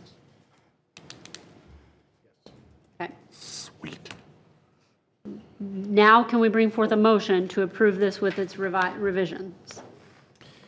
Let me, I don't want to muddy the waters more, but if Oh, we've got that much time, then I think we extend the application deadline to December 9th. Take that full week. Okay. Again, I'm concerned about the fact we're losing Thanksgiving week when people may not be paying attention or may not be able to work on an application because of Thanksgiving. So I'd extend the application deadline to December 9th. You sir, be careful what you wish for. You want to extend this? Except that, I guess that screws up when we can get the Board of Trustees, get it out to the board. And then if you were So, you're right. the 15th. Laura's right. Man, that hurt. Trustee Crown, oh, God. God, where's my Some of the chalkboard? ninth, The right? few times I get a tally in mind. Where are we? So I think the only I- dates that would change, December 5th would become December 7th. Yes. For application deadline. All right, okay. Distribution of materials would be December 9th. Yes, And then instead 15th. of December 19th, it would be January 9th for the special board meeting. yes. And then do we vote that night? So after you interview, immediately vote afterwards? The night of the 9th. So- Yes. So we'll meet the 15th and essentially review applications. Does that make sense? It's my memory. And then we'll narrow that down for who we want to interview. Yep. From there, we'll meet on the 9th, we'll interview all the candidates, and then I believe in open session, we vote by ballot for who we want. And last time we were deadlocked, several ballots, 222, 222, and then 3 and 3, several rounds before we finally settled on Henry Sandate, Trustee Sandate. So I think we have an agenda. Is there any other thoughts or concerns, Trustee Raton? On the 15th, we're doing that within the framework of our regularly scheduled board meeting? Or is that, and that's an executive says- session It is a public process. on the 15th? We will So be it's- in public session. It's not a special meeting? Yes, ma'am. That's correct. We tried to align it to Thank you. a time when you're Already here. already, that was our goal. Is there a motion to adopt this? Mr. Chair, if we could, I would move that we adopt the proposed trustee replacement process as published with the following changes. Application deadline would be December 7th at 5 PM instead of December 5th. The distribution of application materials to the board would be December 9th instead of December 7th. And the special board meeting to interview candidates would be January 9th at 4 PM instead of December 19th at 4 PM. It's my understanding, yes, sir. And I second that motion. The motion has been moved by Trustee Musel and seconded by Trustee Smith Everett. May I ask for any further discussion? Please don't. Uh-oh. Oh, Well, I'm just, for those of you who haven't been through this, this all has to be done in open session. None of this can be done in executive That's session. why it's so critical. And although we vote by ballot, by written ballot, we don't raise our hands, those ballots are public record and will be kept, and anybody can go look and see who you voted for the first round, who you voted for the second round. So there's no misunderstanding that we can do anything other than pick people in a totally public manner, and that's what makes it a very difficult vote, because you're going to have 2 or 3 people there that you know and like, and you're going to be picking one of them. So just be prepared for that. Said I didn't, but I do. My question is, what is the application and does it go live tomorrow? Yes. Do we have a copy of that Yes, application? we have used the standard application that we've used in the past, Okay, and that would go what we've public always done. tomorrow. Okay, could those of us that weren't here when that was always done be, Get that to you. get that? That was a joke. See, I know, That's I what we've know. always done. I know. So I know. one more question about the voting. So you said you were deadlocked at 2-2-2. What about like, if it's a 3-2-1? Does that make it the 3 wins, or you still have to get the 4 or more? You've got to get To the get 4. to a That's good. majority. Okay. We worked to get to 2, is my memory. We worked to select it to 2. In terms of number Two of candidates. 2 candidates, yes. Okay. And then, Takes four, Oh, takes okay, four to gotcha. elect. Takes a majority. Yeah, of- that's what I was, okay, just I making suppose sure. if we come out 6-0 for somebody, which is, unlikely, it's possible. But 4 would carry the day. Okay. So if some candidate gets 4, I think initially that would be done. And it took us a while to get there on anybody. Okay. And we go live with this application and this timeline tomorrow. Yes. Okay, according to this. We will Okay. get you tonight a copy of the, This friend of mine, she says trustees have to trust. She does say that a lot. I've talked to her too. You do. Okay, so the motion has been moved, seconded. Is there any further discussion? Any further discussion on this item? Seeing none, all those in favor, please signify by saying aye. Aye. And those opposed? The motion carries unanimously. Thank you all very much. I'm sorry I threw a wrench into that. No, it's, I'm being goofy, but no, it's no problem. Okay, so that then concludes the timeline for the appointment of the new trustee under new business. With respect to old business, we have an issue regarding the Retiree Benefits Committee, which can be found at page 42 of your board packet.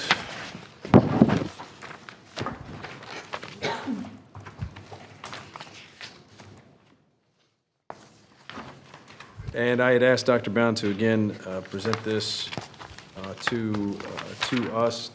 Were you going to present it on the screen? I guess we all have it before us. you have it before you. I don't know. Yes, that's fine. The Retiree Benefits Committee made these recommendations to us at Committee of the Whole, and we discussed in a special meeting last Wednesday, at which we took no action. And so we're here tonight, and I had wanted to discuss this again. There's no motion before us. I'm probably not going to ask for one, but just suffice it to say that we will probably, unless one of you want to move forward or do something different, I plan to just let the issue expire, and we'll move forward with no verb intact until we can have a better plan. It's not my intention that we stop looking for a new one. It's just that I'm not frankly happy with any of these recommendations, nor am I confident that in our current good but interesting economy and political environment, where we're going to need to be, especially with inflation. There's a lot of variables and moving parts here. And so I think, in all fairness to Dr. Bound and his administration, it was perhaps a confusing mandate he had from us, if any. And so I wanted to put this back before us in terms of old business, and I'll open it up for discussion. Trustee Smith-Everett. A couple clarifications from last week. One was that we already voted to end verb. Right. That is done, and there's no changing that. That is correct. That offered clarity for me, and I really appreciated you having that separate board meeting, because it offered a lot more understanding for me, and I feel like for all of us. After that, I spent a lot of time thinking about what we owe our staff. And I think that for my part, I would offer that I think all that we can owe our staff is that we are committed to still finding something that honors our retirees.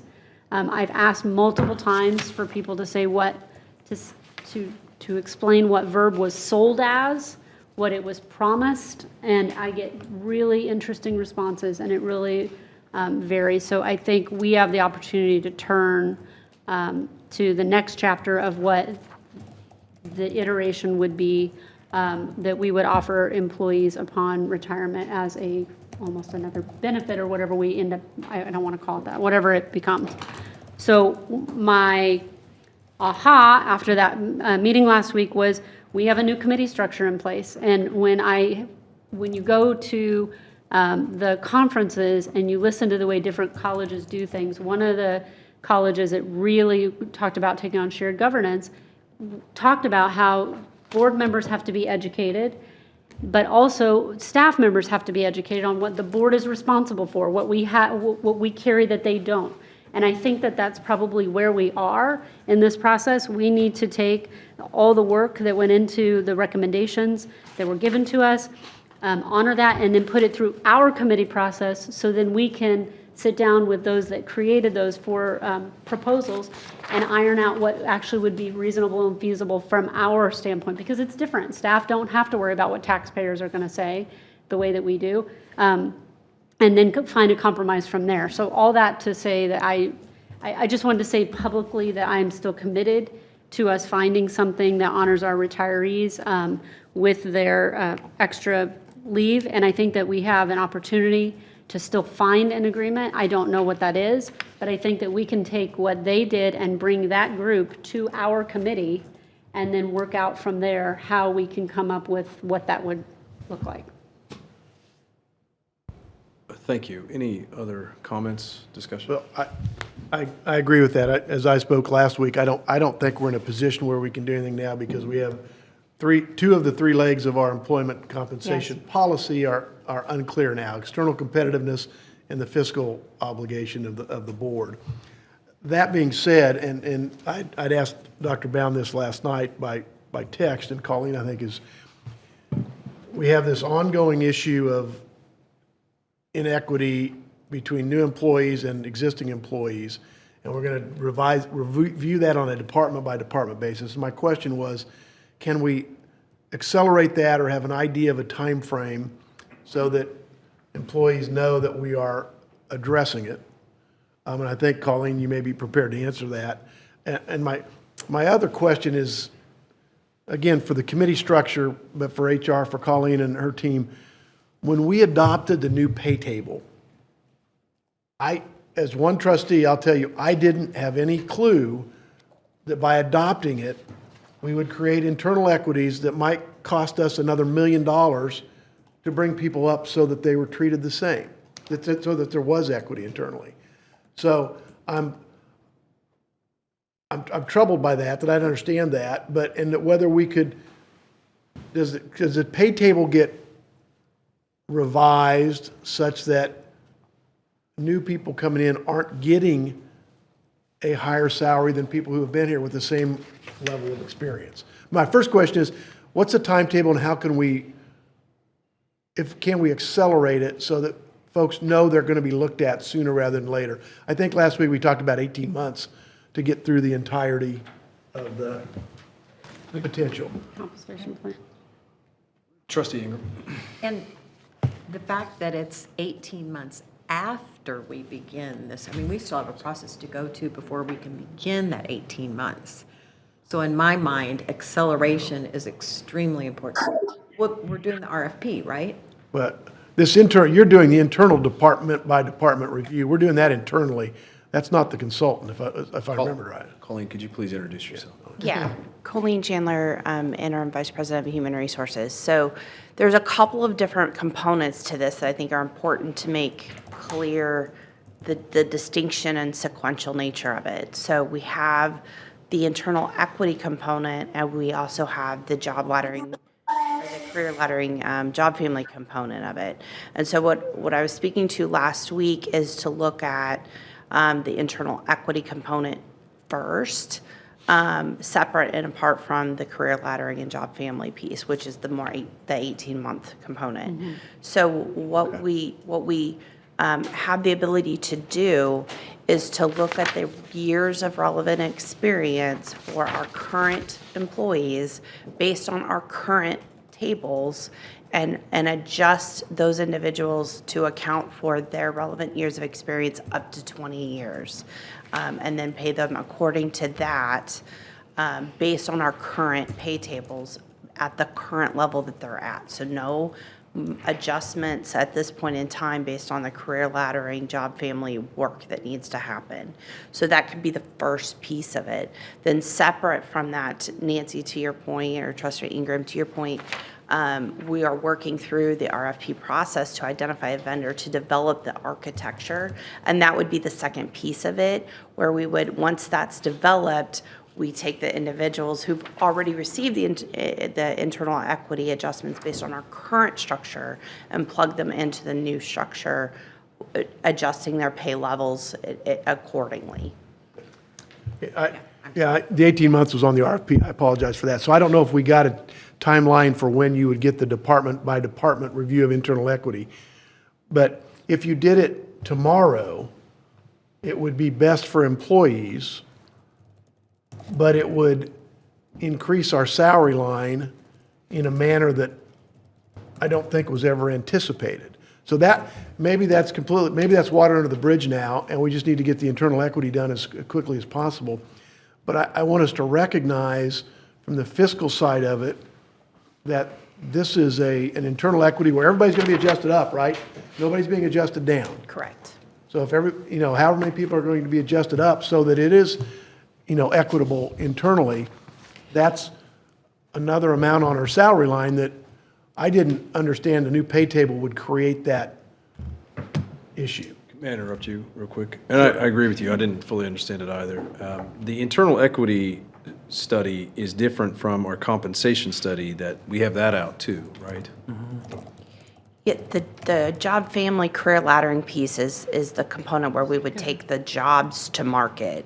So again, Market study. that would be part of that, the deliverable from the vendor, once that vendor is selected. What's our timeline again? We talked about it last week, but what's our timeline on the market study and then the timeline on the internal inequity review? The RFP is published this month, the goal being for a selection of the vendor in December, bringing a recommendation to the board for approval on that vendor, either January or December or January, depending on when that vendor could be selected. And then from moving there? forward. I'm sorry. How long will the study take from there by the vendor? It could take 12 months to 18 months, just depending on the methodology and the work of the vendor. Thank you. Sorry to interrupt you. Well, just so I'm clear on the vendor part too. We select a vendor. I would suggest this is something we don't want to rush on, so December 15th meeting is going to be here really quickly. If you're just going to publish the RFP this month, maybe you can get that done. But they're then going to create the job families and the job descriptions across the entire campus, so we can figure out if you're doing the same kind of work in a different department, but the same accountability, same responsibility, all that. And then once we get all those done, then they will take those job families and line items out to the market to see what a competitive rate is. That's correct. Salary and benefits. That's correct. Okay. A+. Trustee Ingram. Am I the only one who would like to see this written down? I would second. Just so that we've got it in mind? I'm happy to. The timeline. We've got all these parts and pieces that are going on, just to have a timeline. I know I asked for one at one point. Is that something we can? Yes. Thank you. Yes. Thank you. I have a question. Trustee Breton, then Hamel. I can't recall. We did have $500,000 in the budget for a little bit of inequity repair, but we don't have the other 1.5, right? So some was built into the budget, but just not enough. Okay. I think that's right.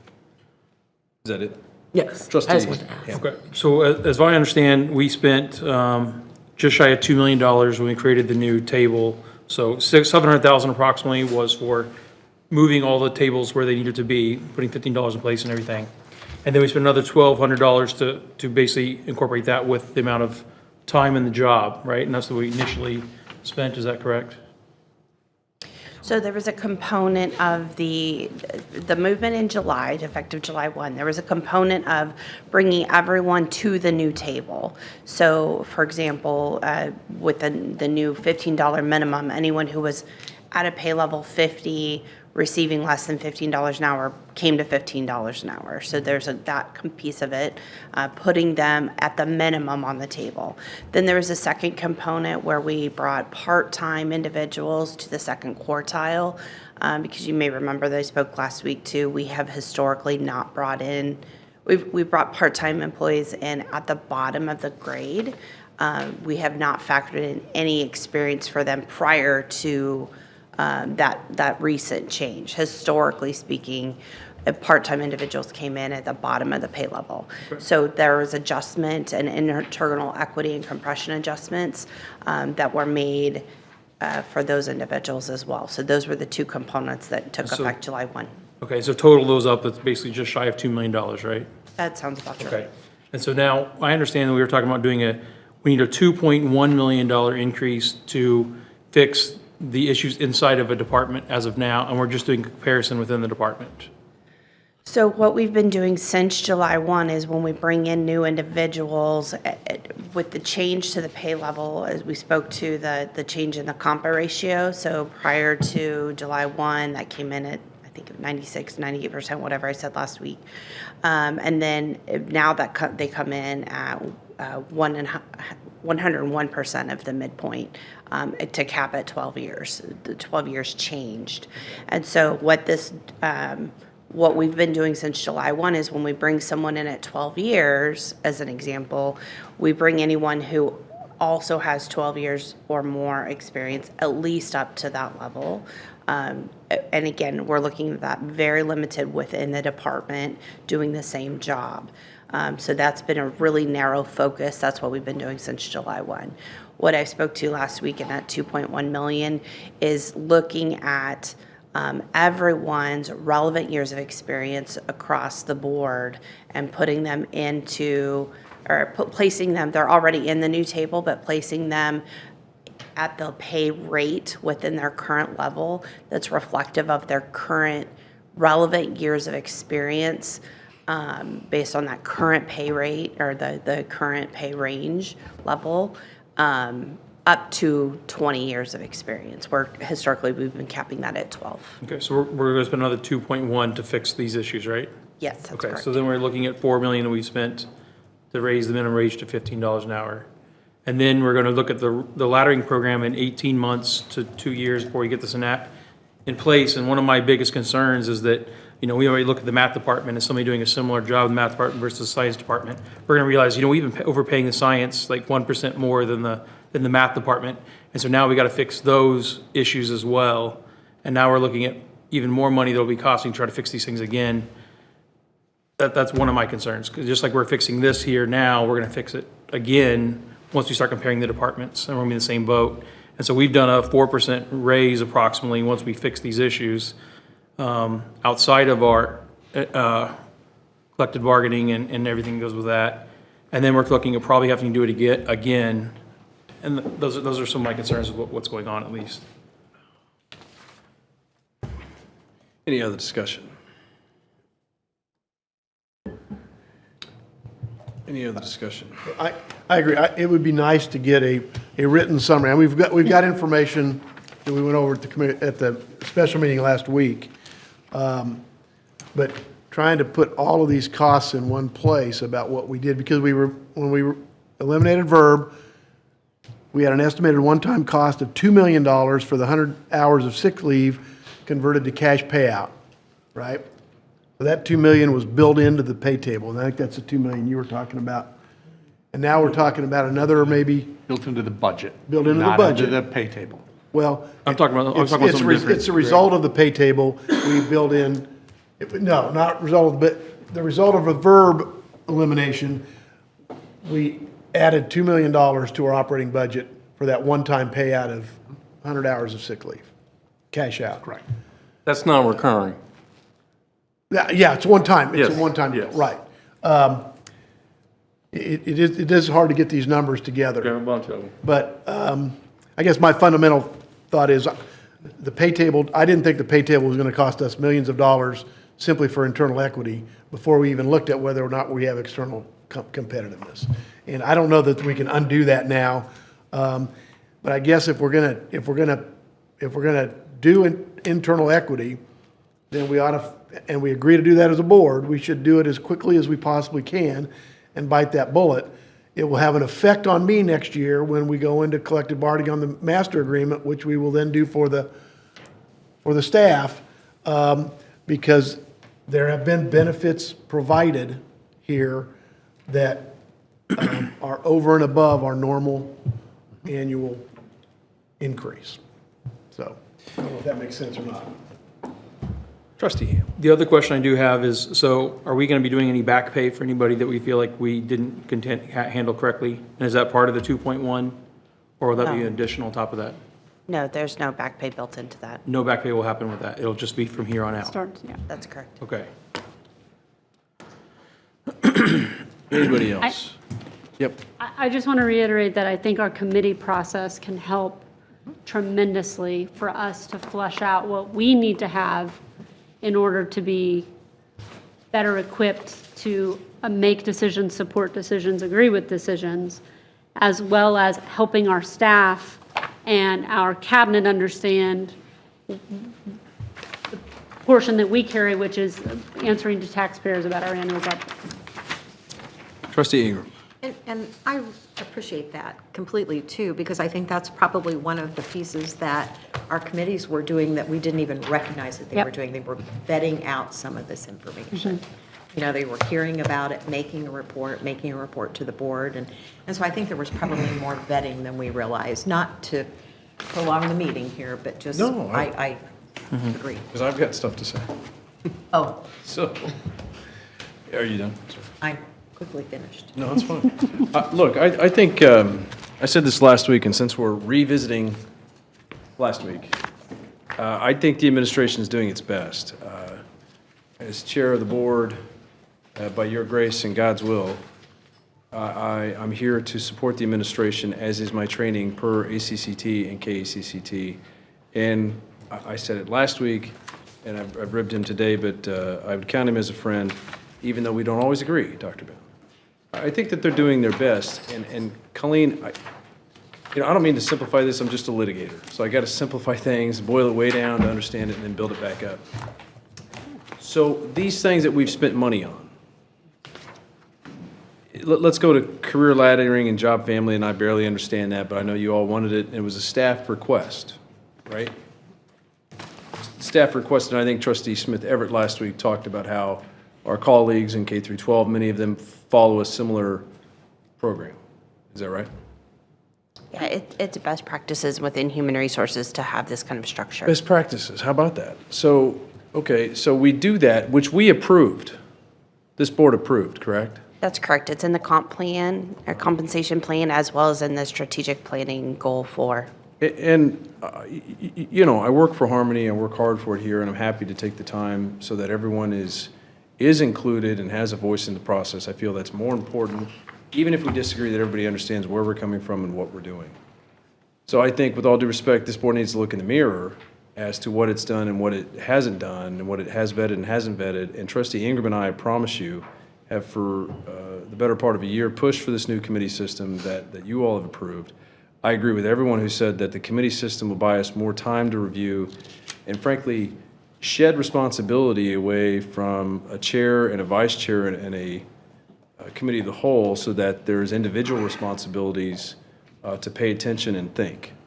And so I thank the administration and these trustees for adopting the new system. And so not only staff requests, but also inflation and the fallout from the pandemic, we felt compelled to raise the minimum wage to $15 an hour. Is that right, Colleen? That's correct. Okay, so then, as our dear friend and colleague, Trustee Cook, would say, I would challenge this board to stop and think about what the alternative was. Mm-hmm. What if we didn't raise the minimum wage that we paid to $15 an hour? Is it messy? Is it inequitable? Could it have been handled better? Sure. I mean, the next time we go through a pandemic, we'll be ready. So I'm just working to support the administration to say, we didn't really have a lot of options. And maybe I know that and some of you don't, and that's on me for not communicating it better. The administration felt compelled to raise the minimum standards here so that we could be competitive, and we are a market participant. We participate in this market, and we need ministerial staff and people to come support everybody you see here. All of us here have people who support us, whether it's family or employees or friends, to put us here. So I beseech you to stop and think what the alternative would have been had we not done that. And final point, maybe, was when we cut the mill, and I've said it and I bored people to tears, and besides Moneyball, I talk about inflation. This is it, we're here. This is how it looks. We have inflation and the fallout from pandemic. We had to raise the minimum standard. It's not some trick staff or administration pulled to get higher money and benefits for employees. It was necessary to function and deliver this high-value product that the League for Innovation just renewed and ratified, and I'm very proud of that. And you may disagree with me. I'm just standing up to the administration to say thank you, and I sincerely appreciate it. And is it a mess? Yeah, it's a mess. But there's nobody that wants anybody to look at their internal operations.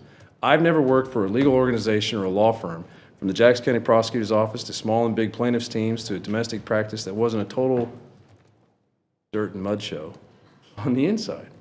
So I thank this administration for its transparency and for its candor in what has happened. And and I think Dr. Bound knows, I think it's a mess, and he lives to not be catch my ire, and I appreciate that. But I'm just saying I thank and appreciate the administration, and I've said that. I'll ask if there's any response to what I just said. You know, I always have a response. Sure. Your comments reminded me that in the history of JCCC, which is a great book, maybe not right before you go to bed, but a very good book. In the 70s, the board was forced to make several incredible adjustments to the faculty and staff of this institution. And when you read, the amounts they were forced to make were like 17%, with the Faculty Association basically saying they would all resign without immediate inflationary adjustments, because inflation was absolutely gutting our employment. And it is a necessary and intruding factor to the decisions that have to be made. And I completely and totally agree that what was the alternative? To leave our people not making minimum wage, finding other places to work, and not honoring the work they do. I completely agree with that, and I just wanted to echo that. But just let me make it clear. I don't think anybody here fusses or complains about raising the minimum wage for our workers here to $15 an hour, and that caused compression that meant we had to raise other people up. That is not my issue at all.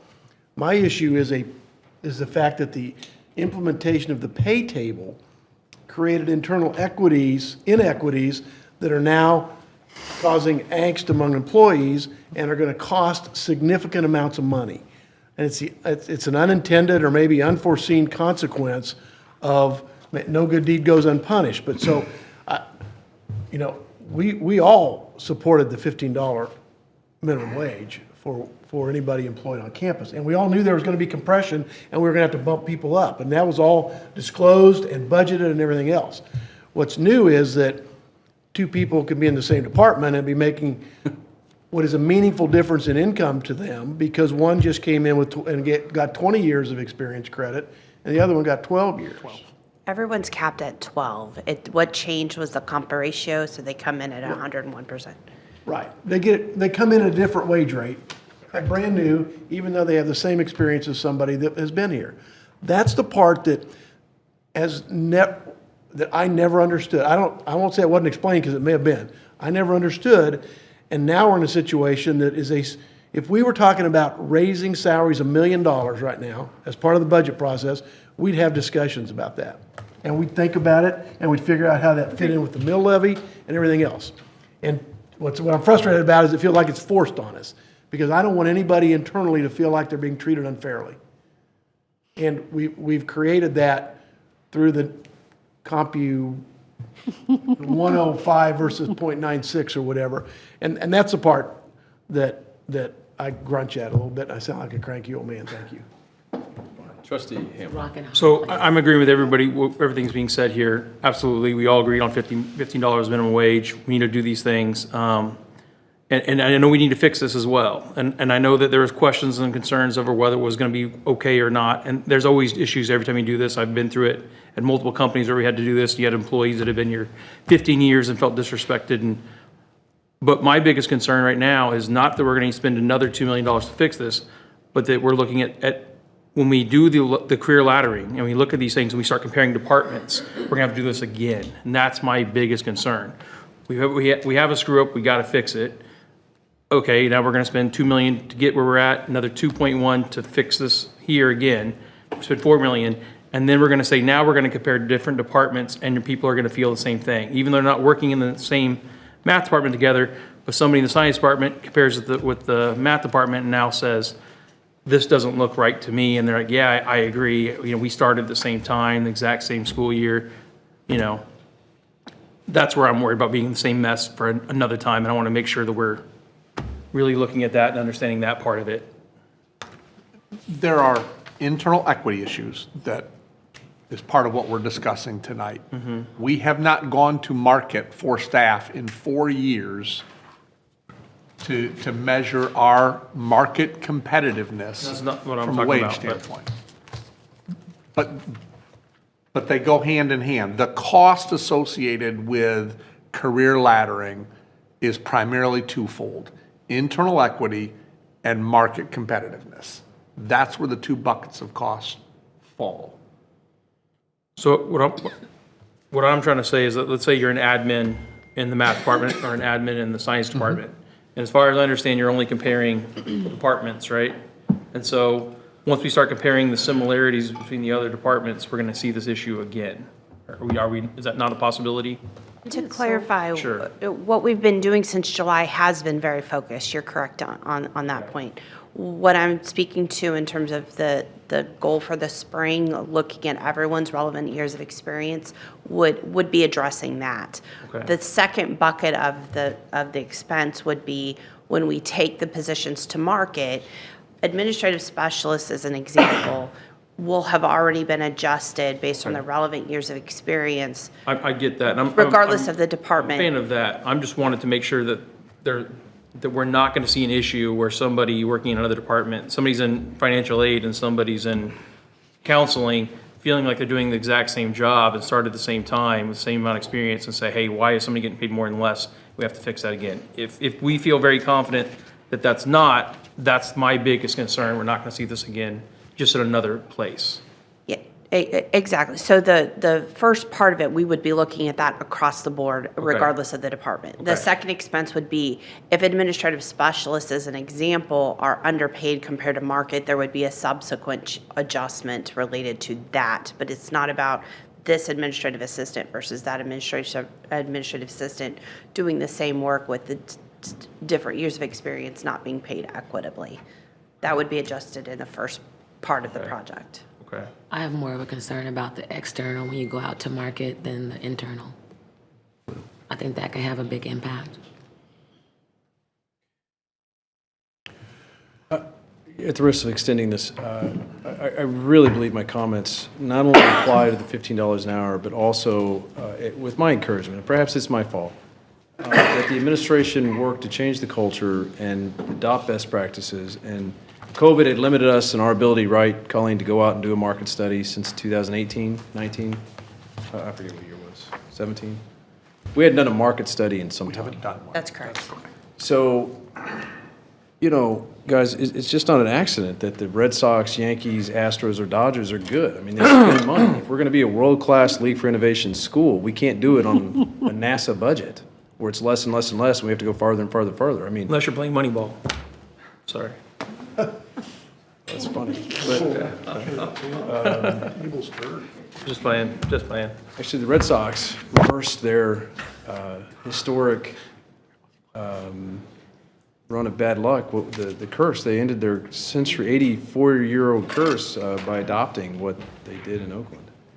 So we can still play by fiscally sound policies, but at some point, there are growing pains. To be the best, we have to act and pay the best. And it's not an accident that we have students roll out of here that are good and prepared for the world. Like, we pay these people what they deserve. So I support the administration.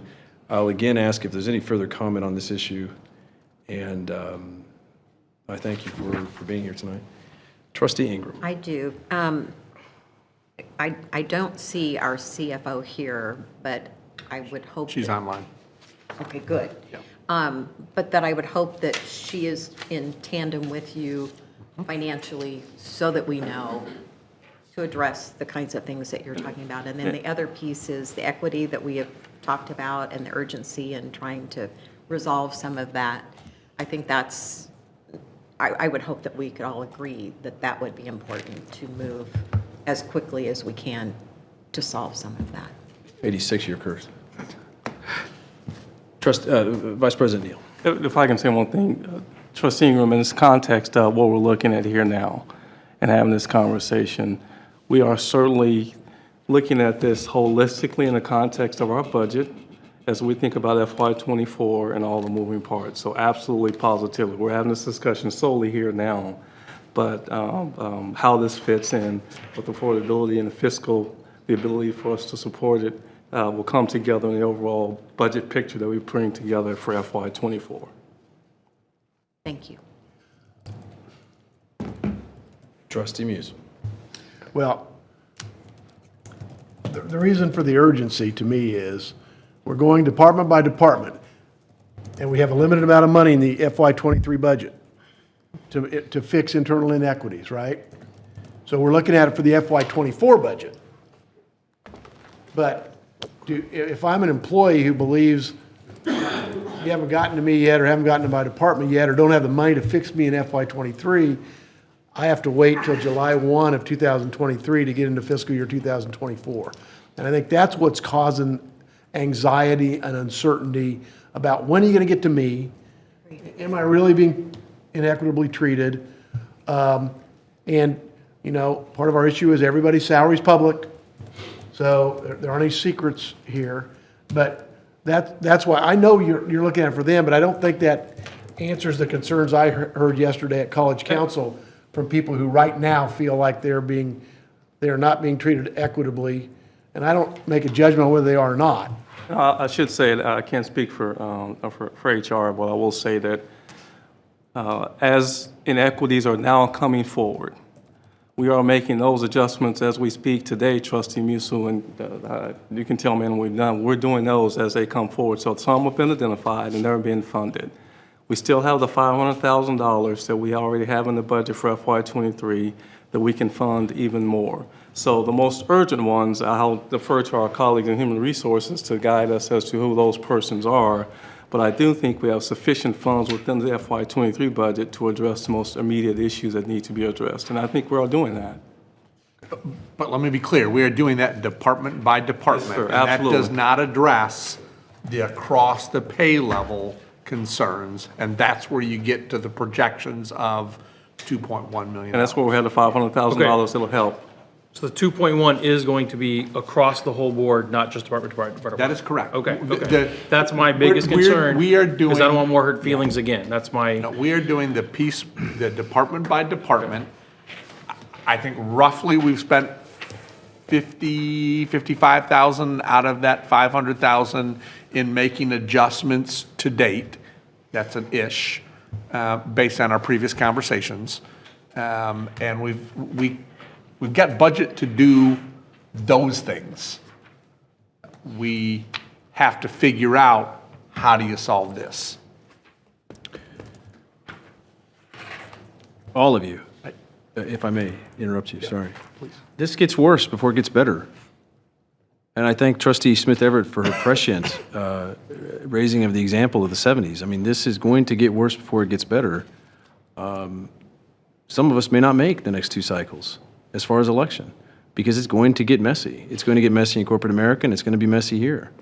And there's been people here that don't listen to me, think I'm crazy, ostracize me repeatedly, and I come back into style. It's amazing. So I think the administration is doing their best. I thank you all for your comments. Your concerns are valid. I'm not trying to talk over them. I'm just working to defend an administration in historically unprecedented. The inflation following a pandemic, I mean, we've just never seen anything like it. Not in my lifetime, not in a century. Your concerns are valid. You're holding them accountable is valid. With all due respect, so is my position. And I thank you all for your discussion and debate.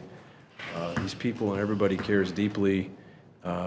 We're stuck, guys. I mean, look, we have Judy Korb coming back out of retirement that we drafted to come back to work to fix I'm dead serious. We're working to fix this. They're doing everything they can and thinking outside the box to fix it. And I told Andy Bound in a meeting the other day, it's not an executive session. I told him that's the smartest thing you've done, is bring Judy Korb back. So there's good things happening here. And Judy and I haven't always agreed. And I've sat in her office when we were talking about Something. debating whether or not to say it. She's It was appreciating her due process. decisions. And I'm giving her the what for, and Joe Sopcich had appointed her to sit there and take it from me, and so, look, I appreciate this administration greatly. I love the school a lot, and with that said, I'm going to move on to the next item on our agenda, which is the consent agenda. Is there any item on the consent agenda that any trustee would like to pull off for discussion? Yes, Madam Vice Chair. I don't necessarily want to pull it off, but I did want to take, even despite all of this great conversation, to point out curriculum, item number 4. That's probably something new to some of our trustees who have not seen that report in there. But again, that's another piece that our committees would be looking at. So just to take a look at some of the work that's done that we really haven't talked about this year. I don't know, Dr. McLeod, if you want to share anything, but I just wanted to point that out, that hopefully you all took a look at that, but that's a Number piece. 4? Where does it come out? What is it on the addendum? Is it on the, It's right here. It's in the Consent. addendum. Oh, I mean, in the packet. Yeah. Thank you. You mean item 4 here? Okay, Yes, I was item like 4, trying to, the thank you, curriculum. thank you, Page 47 in the packet. thank you. So just to make note of it. Thank you. Any other item? I think this is your style. You want to just address it before we vote it. We can't, yeah, because they may just want to discuss it without pulling Fair it enough. off. So Laura's got something. Trustee Smith-Everett. Yes, I also did not anticipate all this discussion. I apologize, but I did, I want to discuss but not take off, which I think we said earlier we could do. Yeah, Okay. that was an excellent On the, I believe it's in the Human Resources Addendum. I wanted to congratulate, I want to take a moment to do a shout out to a family friend and congratulations to Professor Emeritus Jerry Marcellus, who goes back a long time with my family, catered my wedding 20 years ago, and congratulations to him for getting the emeritus status.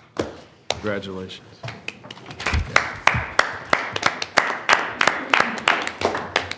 Anything else?